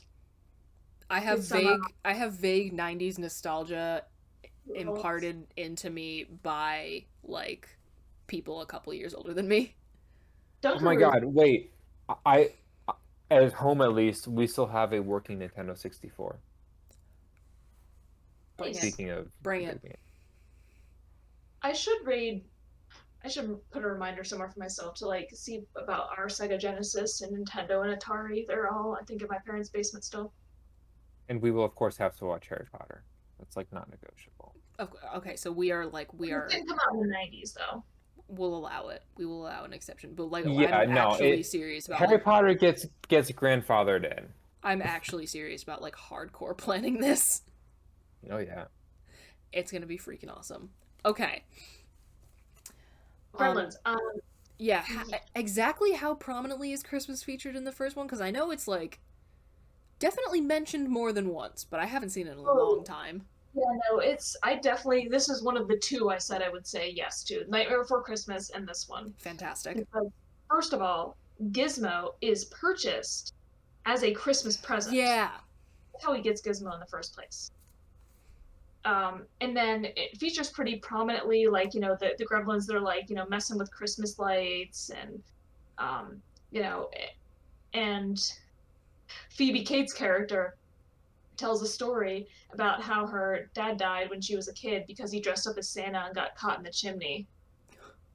I would say that's pretty Christmassy. Yeah, okay. So it's referred to as a comedy horror Christmas film. There's speaking of comedy horror Christmas films, there's some movie I've been meaning to watch for a while that I have yet to get around to. It's called Anna and the Apocalypse. And it's like a zombie movie musical set around Christmas.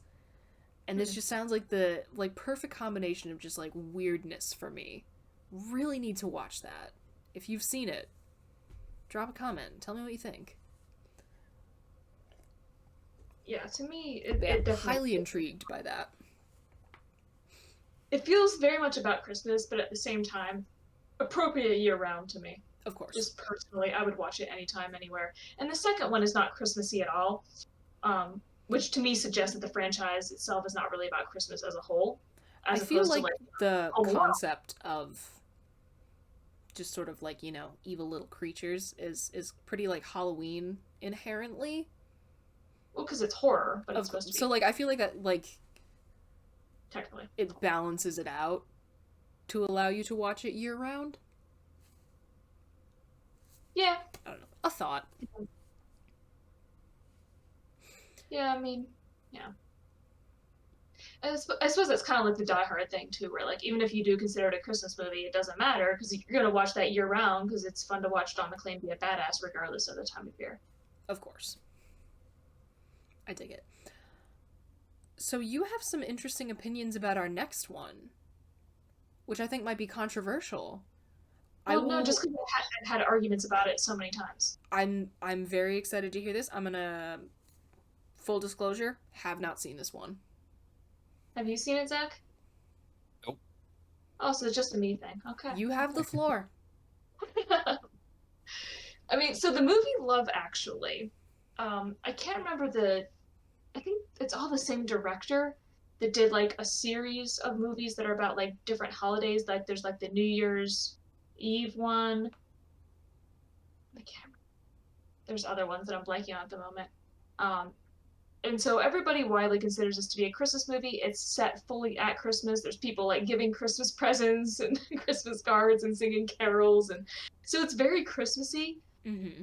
But I guess to me, like when I had first watched it, none of that stuff registered with me because to me it's not actually about that. It's about relationships and about love and like people falling in love and meeting people and familial love and all that stuff. And like to me the Christmas stuff is just a side thing. Like yeah, it happens to be set at Christmas, but I don't think that's the point of it, at least to me. You literally just made me think of another movie Ah. that I think is in almost the exact same vein as Love Actually. Oh yeah? Bridget Jones' Diary. Never actually watched it. Christmas comes up a couple of times, but it's mostly just about her, like, her struggles in her love life. Mm-hmm.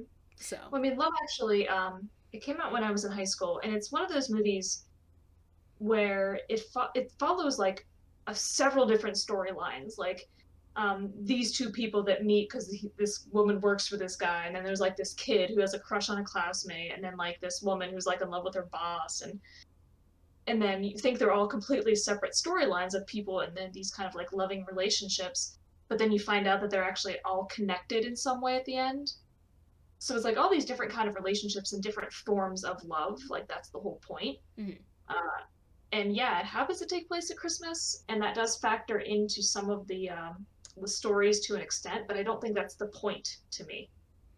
And so Okay, the yeah. first time someone ever suggested to me that it was a Christmas movie, I was like, "What?" I mean, yeah, I suppose there's Christmassy stuff, but that's not the point. I would say pretty much the exact same for Bridget Jones' Diary. Okay. Not having seen it, I will. Agreed. That's one of the like quote unquote chick flicks. I do enjoy Bridget Jones' Diary. It's kind of fun. Yeah, I've never met anybody who agreed with me that Love Actually is not a Christmas movie. I mean, I guess I wouldn't say that it's not a Christmas movie. I understand why people say it is. It just doesn't feel like one to me. I mean, you are 'Cause making a strong argument. I buy it. yeah, just because it's set at Christmas and just because Christmas factors in, that doesn't necessarily mean that that's the point of the movie. And that goes back to my overall argument of like, is this integral to the plot? No. I mean, it could have been set at any time of year. And if it were really about Christmas, I feel like they would have put that in the name of it, like they do for most of the other movies. Oh, now it's gonna bother me. I know there's the New It's Year's like Eve. Valentine's Day, right? May, I think that might be one of them. That sounds vaguely familiar. Yeah, but I know there were like several that were about specific holidays, which is like one argument where it's like, oh yeah, maybe it's a specific holiday one because it's in this series of ones, but at the same time, all the other ones have the holiday in the name. This is very true. It's not, Christmas love, it's love, actually. It's about love Christmas. I will go to my grave. I like it. We like conviction here. Yeah. Whether or not I'm right, I don't care. Well, there is no right, it's subjective. No! Wikipedia says it's a Christmas themed romantic comedy. But it's not a Christmas movie, it's romantic comedy. Yeah. Because I was just trying to look up the other movies in the franchise because it was bothering me. Actually, an angle I hadn't thought about is like it's not a Christmas movie; it's just Christmas themed something else. I hadn't really thought about looking at other films. No. I'll buy it.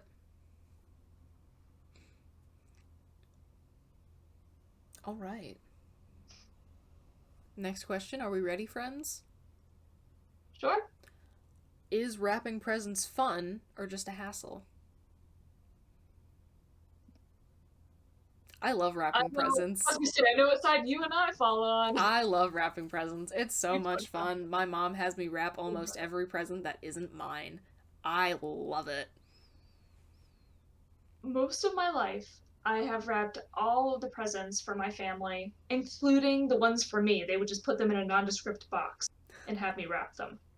And I would just unwrap the present that I wrapped for myself. And that's been like the pattern. I used to put a sign on my bedroom door around Christmas time that said like Sarah's Christmas wrapping service. I love that. Fantastic. Right, and even now, I'm in my 30s and I go back to visit my family and sometimes they'll save presents for me to wrap and I just know that that's like my thing. I go there and I'm like, okay, where's the stuff to wrap? Yep. I talked to my mom Sunday. They've wrapped everything. Unprecedented. Oh my god. Yeah, I'm upset. No, okay, actually, I usually wrap like literally just about everything that isn't mine. My mom's like, "Oh yeah, I have a couple things for you." I'm like, "Well, what the hell?" She was like, "Oh yeah, I did most of them while you were in Henrietta." I was like, "What the fuck? Why would you do that? Terrible. What?" So yeah, while I was at your house, she was stealing my Christmas fun away from me. There is nothing quite like getting yourself set up with a pile of presents and a bunch of wrapping paper and ribbon and then putting on some Christmas music and getting like a nice cup of tea and maybe lighting a nice like scented candle, get the... Or like you're watching a Christmas movie, like you got a Christmas movie on in the background. I think it was last year or the year before I wrapped presents to Harry Potter. Yes! But that's like a whole mood, and that's something I look forward to every Christmas. It's such a mood. The stuff that my mom did leave for me, I'm gonna do this weekend, and I'm gonna have my little moment, and it's gonna be wonderful. I still haven't wrapped all the Christmas presents that came in while you were here, Bridget, and I'm saving that for once I finish grading for my finals. Like that's like your little. That'll be a fun little treat. Yeah. Okay, when you submit the last of your grades, you can sit down and you can wrap these things. Yes. Oh my god, I love wrapping presents so much. now that Bridget and I have discussed, what's your Yeah, Josh, what's Zach, your- how do you feel? Uh, I'm not a big Christmas Hmm. gift wrapper. Fair enough. I think I think the parts of it I do enjoy are not about the wrapping themselves, but more like why I'm wrapping them. Yeah. But the physical process of it, I'm not good at it. Fair enough. It looks like everything is very disproportionate and chunky, and it does not look clean. Um, I understand. so I can understand how that's not fun. yeah. Um, so yeah, the the parts of it that I do enjoy, it's like because I get to like see everything that I got for everyone all in one setting. I get to be all excited about what they're gonna say or how Yeah. they're gonna react when they get it. But like, yeah, the actual I'm not good at it. Get that. I'm pretty good at it, I'm not gonna lie. And I go Yeah. so overboard. Ribbons and like fancy labels and like matching You want to like, wrap my Christmas presents? yes, absolutely. I will Like, because not. that would make that You would, you don't even have to pay. Yep. Nope. and then oh my God, and then we could put on Harry Potter. You can like literally come to my house. I will wrap your Christmas I presents for you. will. I'm I not will kidding. 100% do it. Oh, me neither. Okay, great. Come over. We'll watch Harry Perfect. Potter. I'll wrap your Christmas presents. Looking forward to it. Hell yeah. Oh, this is gonna be so fun. I feel like there's so many like ancillary benefits. There's like, oh, I'm running low on wrapping paper. I better go to the store Yes. for like every roll of wrapping paper they have. And like, also, 5 once the tube is empty, if you're like me and you have siblings, you can indulge the Sword cane fight. instinct. Oh yeah. Oh no, I just talk through it at my cats Beautiful. and then poke them with it so they attack it. Yep. No. We just bonk. yeah. Everybody gets whacked. You I don't you have any- you go walk by to get something and you're just like The inherent the inherent urge of violence of holding an empty wrapping paper tube. or we give it to Echo and seeing her try to wrestle with this like 3 foot. Oh, I should Tube give is it to really Piper. funny. I've never tried that. Oh, Oh, it's this is so gonna be funny. great. I love it. This is gonna be great. Nice and wide too, so if they like try to go through a doorway with it, sideways. Mhm. Bonk. Amazing. Yeah, no. I love wrapping presents so much, and I go really overboard, and it's so much fun. The thing is, like, I'm not a huge Christmas person. I know the fact that I'm wearing this hoodie and wearing those antlers and drinking a Christmas beer makes it seem otherwise. And like, I don't mind it, but there are just a few things about it I particularly enjoy. The wrapping present process with everything associated with it. And on Christmas Eve, I like sitting by a lighted Christmas tree and drinking a Christmas beer and eating snacks. That's Hell like yeah, dude. all I want out of my Christmas season. That's it. I don't care about Christmas Day itself. I could go without it. It's more the lead up. Fun. We will get to that. Oh yeah. Well, I read that, but I didn't think about Yeah, it. no, I did add like 2 of these like in the 20 minutes before we started the podcast. So You keep doing that to us, jeez. because I'll sit down, and I'll come up with something, and I'll be like, oh, must had relevant thought, because I'll be like, thinking of like when I'm getting set up, I'll be like, oh, bring this up, and then I'll like, it'll lead me to like another question that's relevant. Mm-hmm. So The one fun thing, the one time I did enjoy wrapping presents, we had it was like llama themed wrapping paper, like llamas in Santa hats and whatnot, that's wonderful. I love everything and about that so much. definitely bringing out our family's like inner like South American ink and heritage, but like yeah, Feliz Navidad. that was fun, Beautiful. Love it. Love to see it. Love but to hear also it. you can't really go wrong with this anywhere. Of course. Of course. So speaking of Christmas Eve, take it one step back.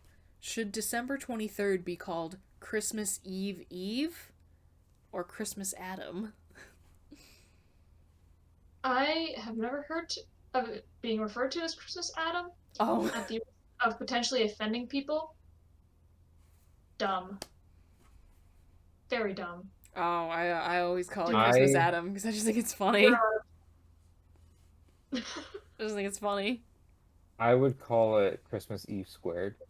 Ooh. Because smart. What's Eve times Eve? Christmas. I don't Evie. know. No, Like the Pokemon. I've never really gotten on board with the whole like we need to make a lead up day to the lead up day. I just think, again, I just think it's funny. It's fun, and I get that, but like, if I had to pick one, I would go with mine. Square. Where- I'm still gonna call it Christmas Adam. Sorry. No, Christmas Eve. And I only use it when I'm trying to specify a particular trying to talk about a timeline for things.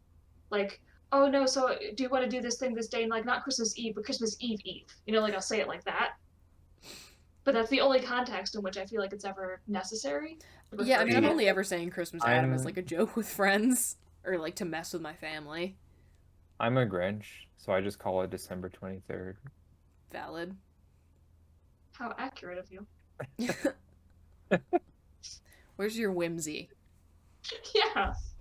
I have math whimsy. I don't know if it's accurate, but Oh, the squared. I'm like, Well, I'm Yeah. certainly not the one to ask, because I have no idea if that's how it actually works. mush brain when it comes to math. no, that's why I said what's Eve squared, because it's more like Eve times 2, which is different. No, Well- that's true. Well, no, Because but if it's only 2, it would still count, right? Oh yeah, because Well, two 'cause, times. like- Oh yeah, 2 times 2 and 2. Well, because what's 2 squared? 4. 4. 4, and then 2 times 2 is 4. Yeah. So Eve times Eve, and then Eve squared would be the same thing. But it would be Eve, Eve, Eve, Eve. Fuck. Right. With Eve, you're saying Eve once. If you were Yeah. to multiply that by Yeah. 2, then it becomes Eve, Eve. But if you square it, it becomes Eve, Eve, Eve, Eve. So then Ah. December 21st would have to be Eve squared. Yeah. Okay. That's kind of fun. Yeah. So you get Christmas Eve, Bonus. Christmas Adam, something on the 22nd, and then Christmas Eve squared. We'll have to come We're up. like Like, we're times- like creating our own advent calendar like on the spot. I'm like, gonna. right I'm now. like. I might actually like tweet these out with like a That would be- podcast hashtag. if you had an advent calendar that was just labeled by like math versions of something Christmas Eve. Ooh, like that. we could market those. Yeah. Podcast merch coming up. Maybe, I don't know. Some math equation involving the word Eve and numbers to be able to equal the number of Eves necessary to denote the number of days before Christmas Eve. Hell That's fun. yes, I love it. Let That's And the title then- of the advent calendar. That whole thing. let E mean Eve. And then- Something like that, or maybe you could have like a little Christmas tree symbol instead of various other like Greek letters that one puts in math. I used to not know Greek letters before the pandemic. You can No, I still didn't. not know them if you're dumb, like me. Because I just know the names. I don't actually know what they correspond There's to. like I don't know them, and then there's Omicron. I'm like, what? Another one? Well, Like, I mean, I know. Well, now I know that Omicron is a Greek letter. But if you were to Yeah. show me the Greek alphabet and say which one's Omicron, I'd be like, I don't know. oh yeah, no, I have no idea. So I do know Greek letter notation for mathematical equations from all my stats classes, so at the very least, I could help pick out a Greek letter that is not already used to signify something in particular. I barely couldn't. made I it through took my don't- stats class. I took dumb bitch Literally. math for my math credit, and then we were done. I literally barely made it through, barely passed, and not for lack of trying. I was in seeing my professor like on a weekly basis. Oh my God, like she same. was working And with again, me. It was so bad. Dumb bitch math. I took logic. Every review session, I was there. Like, oh my God. Oh, I was so barely bad at made it. logic. I took multiple graduate level statistics classes, including several from the person who literally wrote the book on statistics for communication science. You are stronger than the both of us. It wasn't easy. I can imagine. It wasn't easy. I mean, he literally wrote the book Like, that every graduate student in communication uses. I can I like certainly to imagine. pretend that I'm sophisticated. Like when I'm sitting with my colleagues and we're in our suits and we're drinking wine and we're like, the economy, and like I feel like I'm doing In stuff. that moment, you feel good, but then you go. But Yeah. then But then you then I go leave home. and I have to reconcile the fact that I don't know Well, everyone has topics though that they like bullshit their way through. anything. I almost said BS, but then I remembered, Zach, that you said a few weeks ago that you hated when people say that. So I stopped myself and I swore instead. No, I'm fine with BS. I don't care about. It's when people are like, "That's bull crap," and it's like, just don't say that.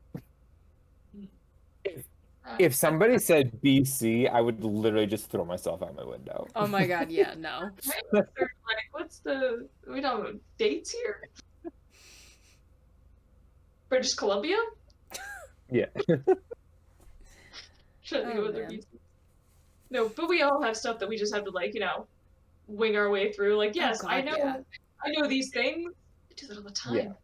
Yeah, where you're just there like, yes, indubitably, and then you leave and you're like, Like, Although I- hey Siri, what does indubitably mean? Indubitably, my good sir. Yeah. oh yeah. Yeah, I definitely have the benefit though that if people are aware that I have a PhD, they just assume I know what I'm talking about when I don't, which is very handy. God, I wish that were me. Oh, Benefit. it's so funny because like it's definitely not a PhD, but when people call you because you work in a congressional office, they assume that you know every single thing, and I'm like, I know just as little as you do. Although those actually, I guess I statements, do you know. get a fair amount of like, Yeah. I guess I have some amount of presumed intelligence at work, because like sometimes people be like, "Oh yeah, like the college girl," because a lot of people there like just chose to like just go straight into the workforce, which like Yeah. valid choice. I'm not looking down Yeah. on anyone, but they're like, "Oh Yeah. yeah, we got the college girl," and I'm like, I don't know what's a wrench. I mean, I know what a wrench is, but like, they're like, yeah, like. They're like, ooh, yeah, college, so smart. I'm like, I have almost zero practical knowledge in the same sense that, like, all y'all do. I got that too because I took a year off between college and grad school, and I was working at Target, and they were always like, "Oh my God, you went to college?" And I'm like, "Yeah, I know as much about this job as you do. Why do you Yeah. keep saying?" Yeah. Yeah, they're like, ooh, yeah, you must be so smart. I'm like, I am literally so stupid when it comes to everything that we're doing at work right now. No, I just made a choice and had the opportunity to go to school. That doesn't necessarily make me smarter than anybody else. It's just a thing I did. Yep. Yeah, no, the other Yeah. day, like, one of the various dads and grandpas that I work with has decided that I am, like, his, like, power tool, like, protege, which is super fun. A fun title. Oh yeah, huge fan of it. So like I'm just like being taught like actual like practical knowledge, which is great because I have almost none. But like we were working on a boat the other day and we were like taking apart stuff and like this is one of those boats where you can like physically see the engine. He's like points to like a part of it. He's like, "What's that?" I'm like, "It's the engine." He's like, "Okay, more specific." I'm like, "Sir, I have no idea." He's like, "It's the transmission." It's the boat engine. yeah. He's like, Just go full it's the galaxy transition. brain. It's the like it's what makes Intro to things boat name. turn. It's what makes things Mhm. turn. I was like, okay, great. So I'm like actually like finally learning things like that because as much as I am like I'm aware that I'm like at least decently intelligent. I did graduate. We did do that, but I can count on one hand the number of times that like that kind of intelligence has come in handy with what I am actually being paid to do. It's a very, Do y'all very small remember number. the British boat Bodie McBoatface? Bodie McBoatface. So good. I love that. It's literally like a really powerful boat. That's the best thing ever. That's what they call Has it. the Ever Given gone through the Suez Canal again yet? Because I literally cannot stop I thinking still about that tweet. It's like can't imagine believe that. holding in your hands the steering wheel that grants you the power to do the funniest thing that's ever happened. It's those tiny. I can't get the picture out of my head. Those tiny little backhoes, like hacking away, like at the dirt. Whoever is driving that boat through the Suez Canal again, Please get it stuck. I am begging you. That would be the funniest thing ever. Think about Bodie McBoatface. I think about the people, like, you know, in charge of the naming who decided to put it to a vote like that. Yeah. And just, like, what their reaction was. Were they... There's were they something similar happened. I Like, can't remember what country it was, but like for a brief period in time, like every citizen was going to get control of like the government Twitter account for one day. yeah, I saw that, yeah. Where was this? Maybe And how small Sweden? government was it that like every citizen got to do I it? have no idea. I mean, it ended quickly, but it might have been Sweden or something. And like someone like tweeted out like it was like I love sucking dick or something. It was Sweden. Yeah. Incredible. This article, the headline is, Sweden's official Twitter account will no longer be run by random Swedes. And Shocker. The subtitle is, Farewell, Masturbating Swede. What was it again? If you're comfortable reading that on air? The whole thing? Or the gist of it? That was the whole headline, and then No, the like, tweet. Oh no, that wasn't a tweet. That was the headline of the article. Beautiful. Is the tweet included in the article? I'm sure it is somewhere down here. Now this makes me think of when Ted Cruz retweeted porn on his Twitter. Oh my account. god. Forgot about that. And then blamed one of his staffers. That poor staffer. Yeah, right. He like can you imagine being a staffer on Ted Cruz's staff and waking up one morning and just being like, And they're like, you have to take the fall for this. yeah, just be like, hey, remember how you looked up porn on the senator's Twitter account? He's like, what? Remember how I what now? Again? Do we have the tweet? What do we got? I'm sorry, I haven't found that one yet. It's supposedly in here somewhere, but man, his tweets are just gold. All of them, just great. It's just like, hey, what would happen if like a whole country just started shit posting on Twitter? You're gonna have to. You're gonna have to send me this article because this needs to be like attached to Well, this no, episode. I've linked to a different one now to find the tweet because it wasn't in the one I was looking at. Like his very first tweet was describing himself. Writer and marketer based in Stockholm, has been called fascinating as well as an ass face. Okay, getting different perspectives. We love to It's see called range.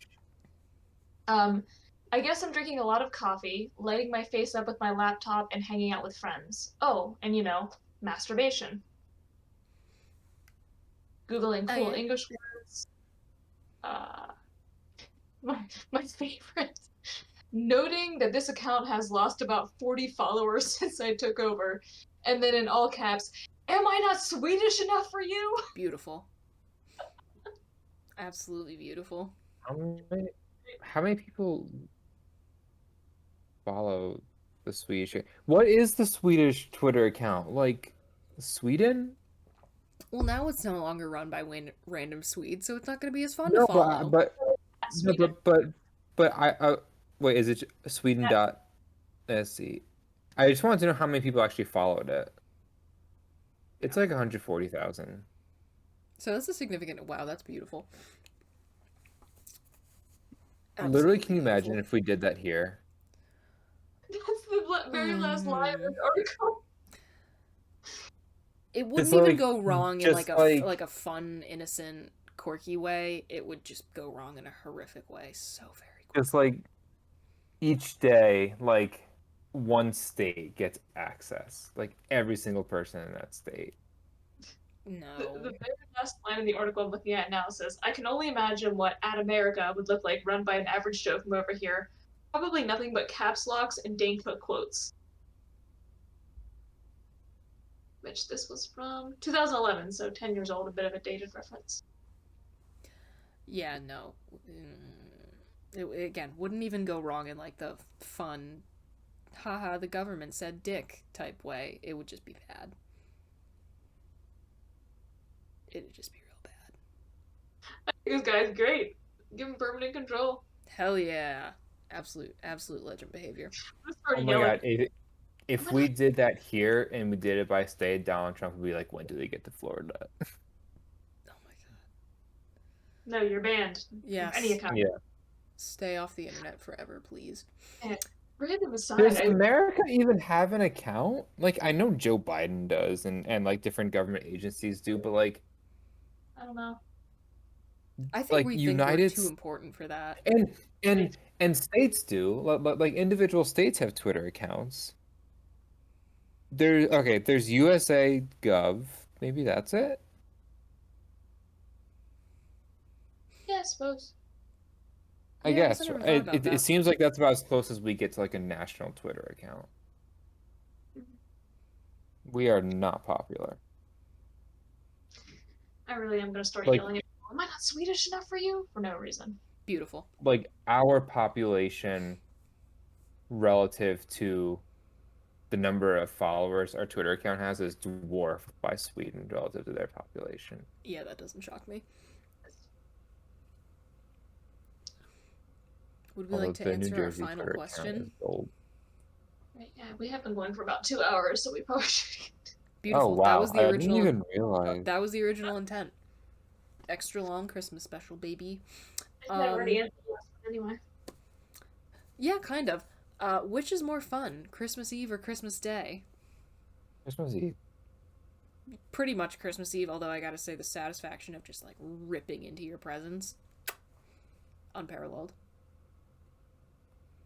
I don't know. I mean, I've reached an age at this point where, like, to me, it's not the same, because, like, if I need things, I just buy the things. So it's not like when I was younger and I was like, oh, I can't afford things. Parents give me things.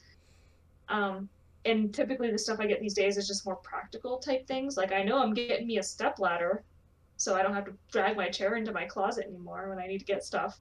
That's Valid. exciting. Yeah, the things that you actively want are like I realized I was an adult when I asked for like a vacuum for Christmas, and then I was like, okay, I'm officially checked out. Like, Yeah, when I got a tea kettle and I was really excited about it,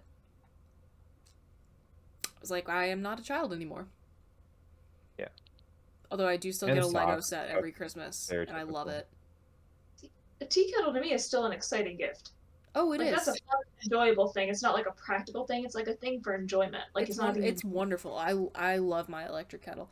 But no, yeah, like but I do my sister and I we do still get we each get a Lego set every year without it's fail. an avocado.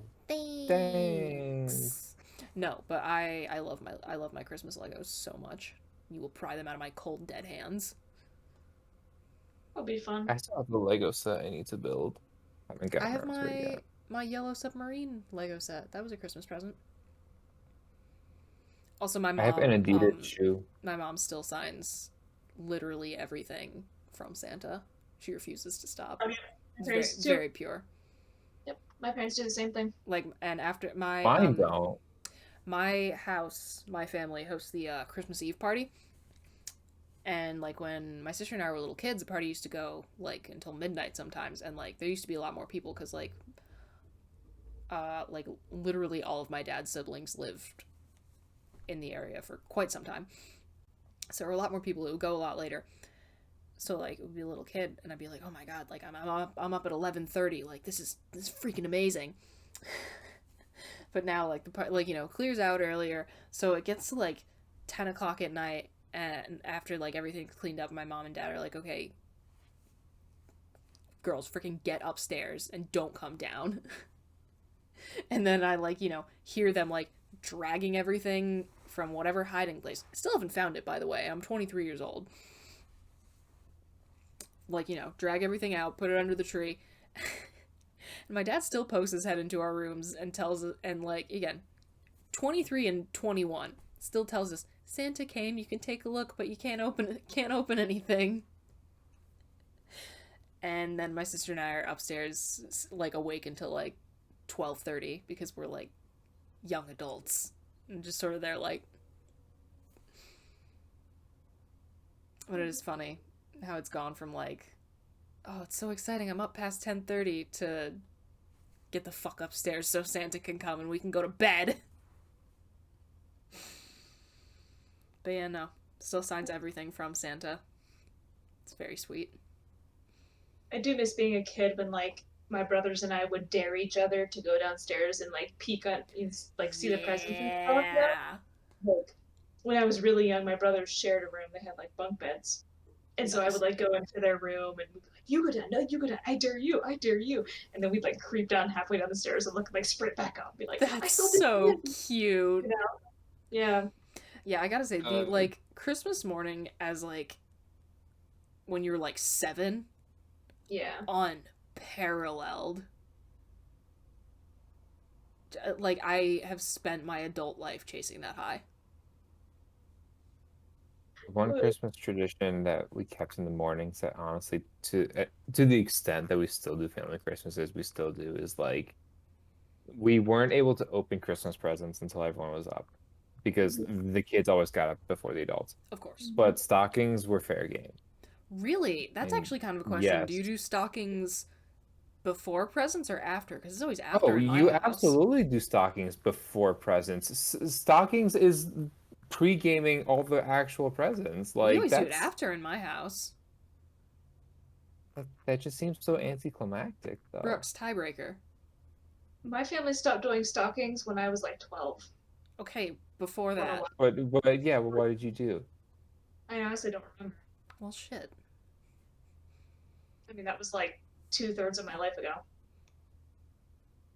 Yeah, no, it was always after at my house. Yeah, that Think was it us was pre-gaming. before? And it's always funny Yeah. because like we always get like, we always get like a couple like scratch offs. So we all just like sit around and you can just hear the tick, tick, tick, tick of everyone like scratching off the lottery tickets. I'm pretty sure it was before. Now that I'm thinking about it, I'm the odd man out. maybe for like the appetizer. Exactly. Yeah, I don't know. Honestly, maybe that is better. I've simply never done it that way. Yeah, it's never quite the same as when you're a kid. Oh my god, it's so good. Like we used to do the same thing. Like couldn't do presents until everyone was up, and my oldest brother was 7.5 years older than I was, and so like when I was like that peak kid age, he was a teenager. Who's like, I want to sleep until 1 in the afternoon. Yeah. And so my mom would always say, "Oh, we can't open presents until you wake up Doug." And of course, being this like little kid, I was like scared to wake him up. She was like, she still brings it up all the time. It was so funny how you were scared to wake him up. Would Like, you well, go 'cause jump on his bed? Oh no! Like I was like legitimately because he was like twice my size. Okay, and yeah, you probably could have gotten ragdolled.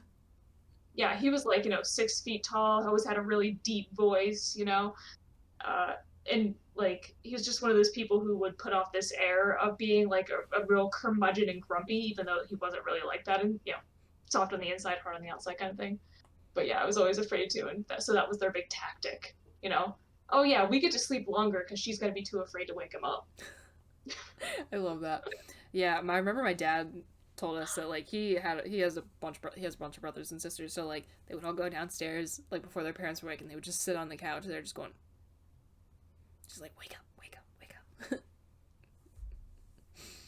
Yeah, no, Yeah, it's not the same as an adult. it's never better than when you're a little kid. It's just so freaking Although fun. I feel like there's stuff now that's like very different that I wouldn't have done as a kid that I enjoy, like Yeah, new traditions, you build. Like the scratch offs. That's something different to look forward to. Maybe you win something, maybe you don't. although I do remember we would get. I don't know when that started, but like my sister and I were still like technically like kids. Like I was like maybe like 12 or something. Like I remember doing that. Like we would get like a little like one of the little ones and be like, here, it's got snowflakes, scratch it off. My parents did that for one Christmas, and that was my first Christmas when I was 18, because then we were all adults at that point, because I'm the youngest. There's this video, and I'll try and find it. There's this video I absolutely love. It's like a kid who's in like maybe like 6th grade or something, but she's like opening up her stocking. She like pulls it out. She goes, "I got a lottery ticket," and she stops. Does Santa Claus know that's illegal? I'm like, damn, smart kid. Well, technically, she's not gambling because she didn't buy it. She just scratched. This is true. Yeah, no. Loopholes. Although I feel like loopholes. I feel like most of my like newer adult traditions are all based around drinking though, Yeah. because it's like Yeah. my Christmas beer snacks and Christmas movies on Christmas Eve. That's like the thing I look forward to. And then Christmas morning we always do mimosas. Nice.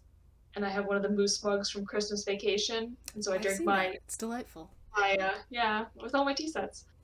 And I refer to them as moo-mosas, Yeah. Hell yeah. which those are surprisingly difficult to drink out of, by the way, those mugs. Interesting. Yeah, Yeah. I guess that makes sense. The nose has to be pointing outwards, otherwise you end up with like a weird air pocket thing, and then like Yeah. That makes sense. holding the antlers, like only holding one's too awkward, but holding two feels ridiculous. It's a whole thing. Hold the stem. There isn't really there's not really a good place to hold it. I only use it the once a year, so I'm trying to remember why I don't hold it that way. There's a reason. Hmm. It doesn't really, Big sad. Oh well. there's not anything really to grab on there. You have to kind of like grab it like this. Things I never thought about. The only reason I'm doing that hand gesture is because that is, in my head, a reference to Christmas Vacation. Yeah. I'm just gonna keep doing it so that those who've never seen it don't know what it means, and for those who are only listening for audio have no idea what I'm doing. Keep them on their Right. toes. Mhm. That's like one of the reasons I'm like excited for my sister to actually come home from school so we can actually start the like we're gonna sit down the entire family and like watch Christmas Vacation and stuff like that. That's always fun. I've watched it several times this year. Ooh. Speaking of Christmas movies, random last question I came up with. What's everyone's favorite version of A Christmas Carol? Ooh, what a big question. Like the song? Like the Charles Dickens story. You know, I Ghost didn't of know Christmas there were. Past I don't know. Yet to Come, which is the correct one. There is no Ghost of Christmas Future. Okay. It's the Ghost of Christmas Yet to Come. I want to see a Ghost of Christmas Future, but it's like Future the rapper. Nice. I'm gonna That'd be say my something special controversial one. here. I really love the like CGI one with Jim Carrey. Nope. I love it. Nope. It is the most accurate to the book. It's excellent. I haven't seen it, but I'm already a big no because I am not a Jim Carrey person. Fair enough. Like even a little bit. But yeah, no, Except it's for in Truman Show. That was okay. Apart from that, not Jim literally Carrey. almost all of the dialogue from that movie is taken directly from Dickens' A Christmas Carol, and it's Max. Relatedly, Polar Express is one of the creepiest movies ever. I cannot stand the Oh my animation. Polar God. Express is bad. It's But boring. it's still. I do not like the animation style. It gives me the heebie-jeebies. I usually don't like. That's the only movie that I will allow it in. Is that version of A Christmas Carol? No. That's it. No, it's very unsettling, very uncanny valley to me. You're not wrong, but again, for whatever reason, I like that version, and probably just because like I'm willing to watch it because I like that version of the dialogue so much. Yeah, no, it gets to me on a visceral level. I can't do it. I don't know. I love it. That's like probably my favorite one. Either that or the Muppet Christmas Carol. I was gonna say, I think Muppet Christmas Carol. I love the Muppet Christmas Carol. I love Sir Michael Caine acting his ass off as though he's not surrounded by Muppets. I initially said Scrooged because it is a delightful film. I love Bill Murray, and Love Bobcat Bill Murray. Goldthwait is an absolute treasure. But then I thought about Muppet Christmas Carol, which we watch typically every Christmas Eve. I love the Muppet Christmas Carol. It's awesome. It is one of my absolute favorite Christmas Again, movies. Michael Caine just taking it so seriously. Top notch. Absolutely beautiful. Amazing film. I love the Muppet movies. Are just Muppet Treasure Island is one of my favorite movies of all time. Tim Curry. I quote that movie constantly. The music in it is It bangs. like, I have legitimately had playlists where I've been playing music and somebody's like, is that Miss Piggy singing? Yes, it is. I haven't even like I don't even think I've seen that movie the whole way through. I just know some of the songs and they bang. Love Let Us Hear is an absolute masterpiece. Incredible. Absolutely Beautiful incredible. Yeah, no. I sing that song Cabin Fever from that movie all the time. As you should. Yeah, no. The Muppet movies are freaking awesome, and I've said this, I think, on an earlier episode of the podcast. Maybe one with Maddie. More Muppet movies. Oh my god. Especially, like, so many things that are entering the public domain. Muppet Great Gatsby. Give it to me. Oh man, I'd watch the hell out of that. I want Muppet Rocky Horror so badly. Brandon and Janet. Yeah. Brad and Janet are the only humans. This probably isn't interesting enough for a podcast, but I feel like we need to have a real conversation about which Muppets would play which roles. We're 100% talking about this on the podcast, even if it's just bonus content. We are talking. Like, we are casting Muppet Rocky Horror. Yeah, Muppet Rocky Horror. Who would play which? Oh man, I'm gonna try really hard not to start thinking about it. Okay, yeah, no, save it. It will be discussed and it will be on record. Like, pick a movie and then pick the Muppet characters for the roles. Just we'll do a whole episode. It'll be freaking awesome. But yeah, I think that's gonna be it for our Christmas extravaganza that we did here. Even though we went on a lot of non-Christmas tangents, but that's okay. I might have last time. You don't. Okay. Well, you're doing it to yourself. That looks ridiculous that way. Yeah, that's a little unnecessary. We were supposed to wear these. Well, I did a whole thing like putting it underneath my hair and doing this last time. Smart. But like, we were actually supposed to wear these for the race, and I thought, how are you supposed to do that? It just flops around. Yeah. Oh well. All right. So that brings us to the conclusion here. Donning the antlers for our little goodbye, but Merry Christmas, Happy Hanukkah, Happy Kwanzaa, Happy whatever you celebrate. Hope everything is good. And yeah, we'll see you next week. We're not taking our filming schedule lines up so that we're not actually taking any holiday break in releasing. So that's cool. So we'll see you again next week, and I hope your holidays are absolutely awesome. Bye everyone. Bye. This week's episode of the Fighting with Friends podcast was hosted by Bridget Kelly, Zach Calderon, and Dr. Sarah Brooks. You can find other episodes of the podcast on YouTube, iTunes, Spotify, or your other favorite listening platform. Follow us on Twitter at BridgetKelly98, at Zach Calderon, and at AnnSarahSaid. Rate and review us on your podcatcher of choice. Like, comment, and subscribe to us on YouTube. Follow us on Twitch, and join our Discord community using the links in the description. You can also help support us via the Acast supporter feature, or consider donating to our Patreon. Thanks for listening.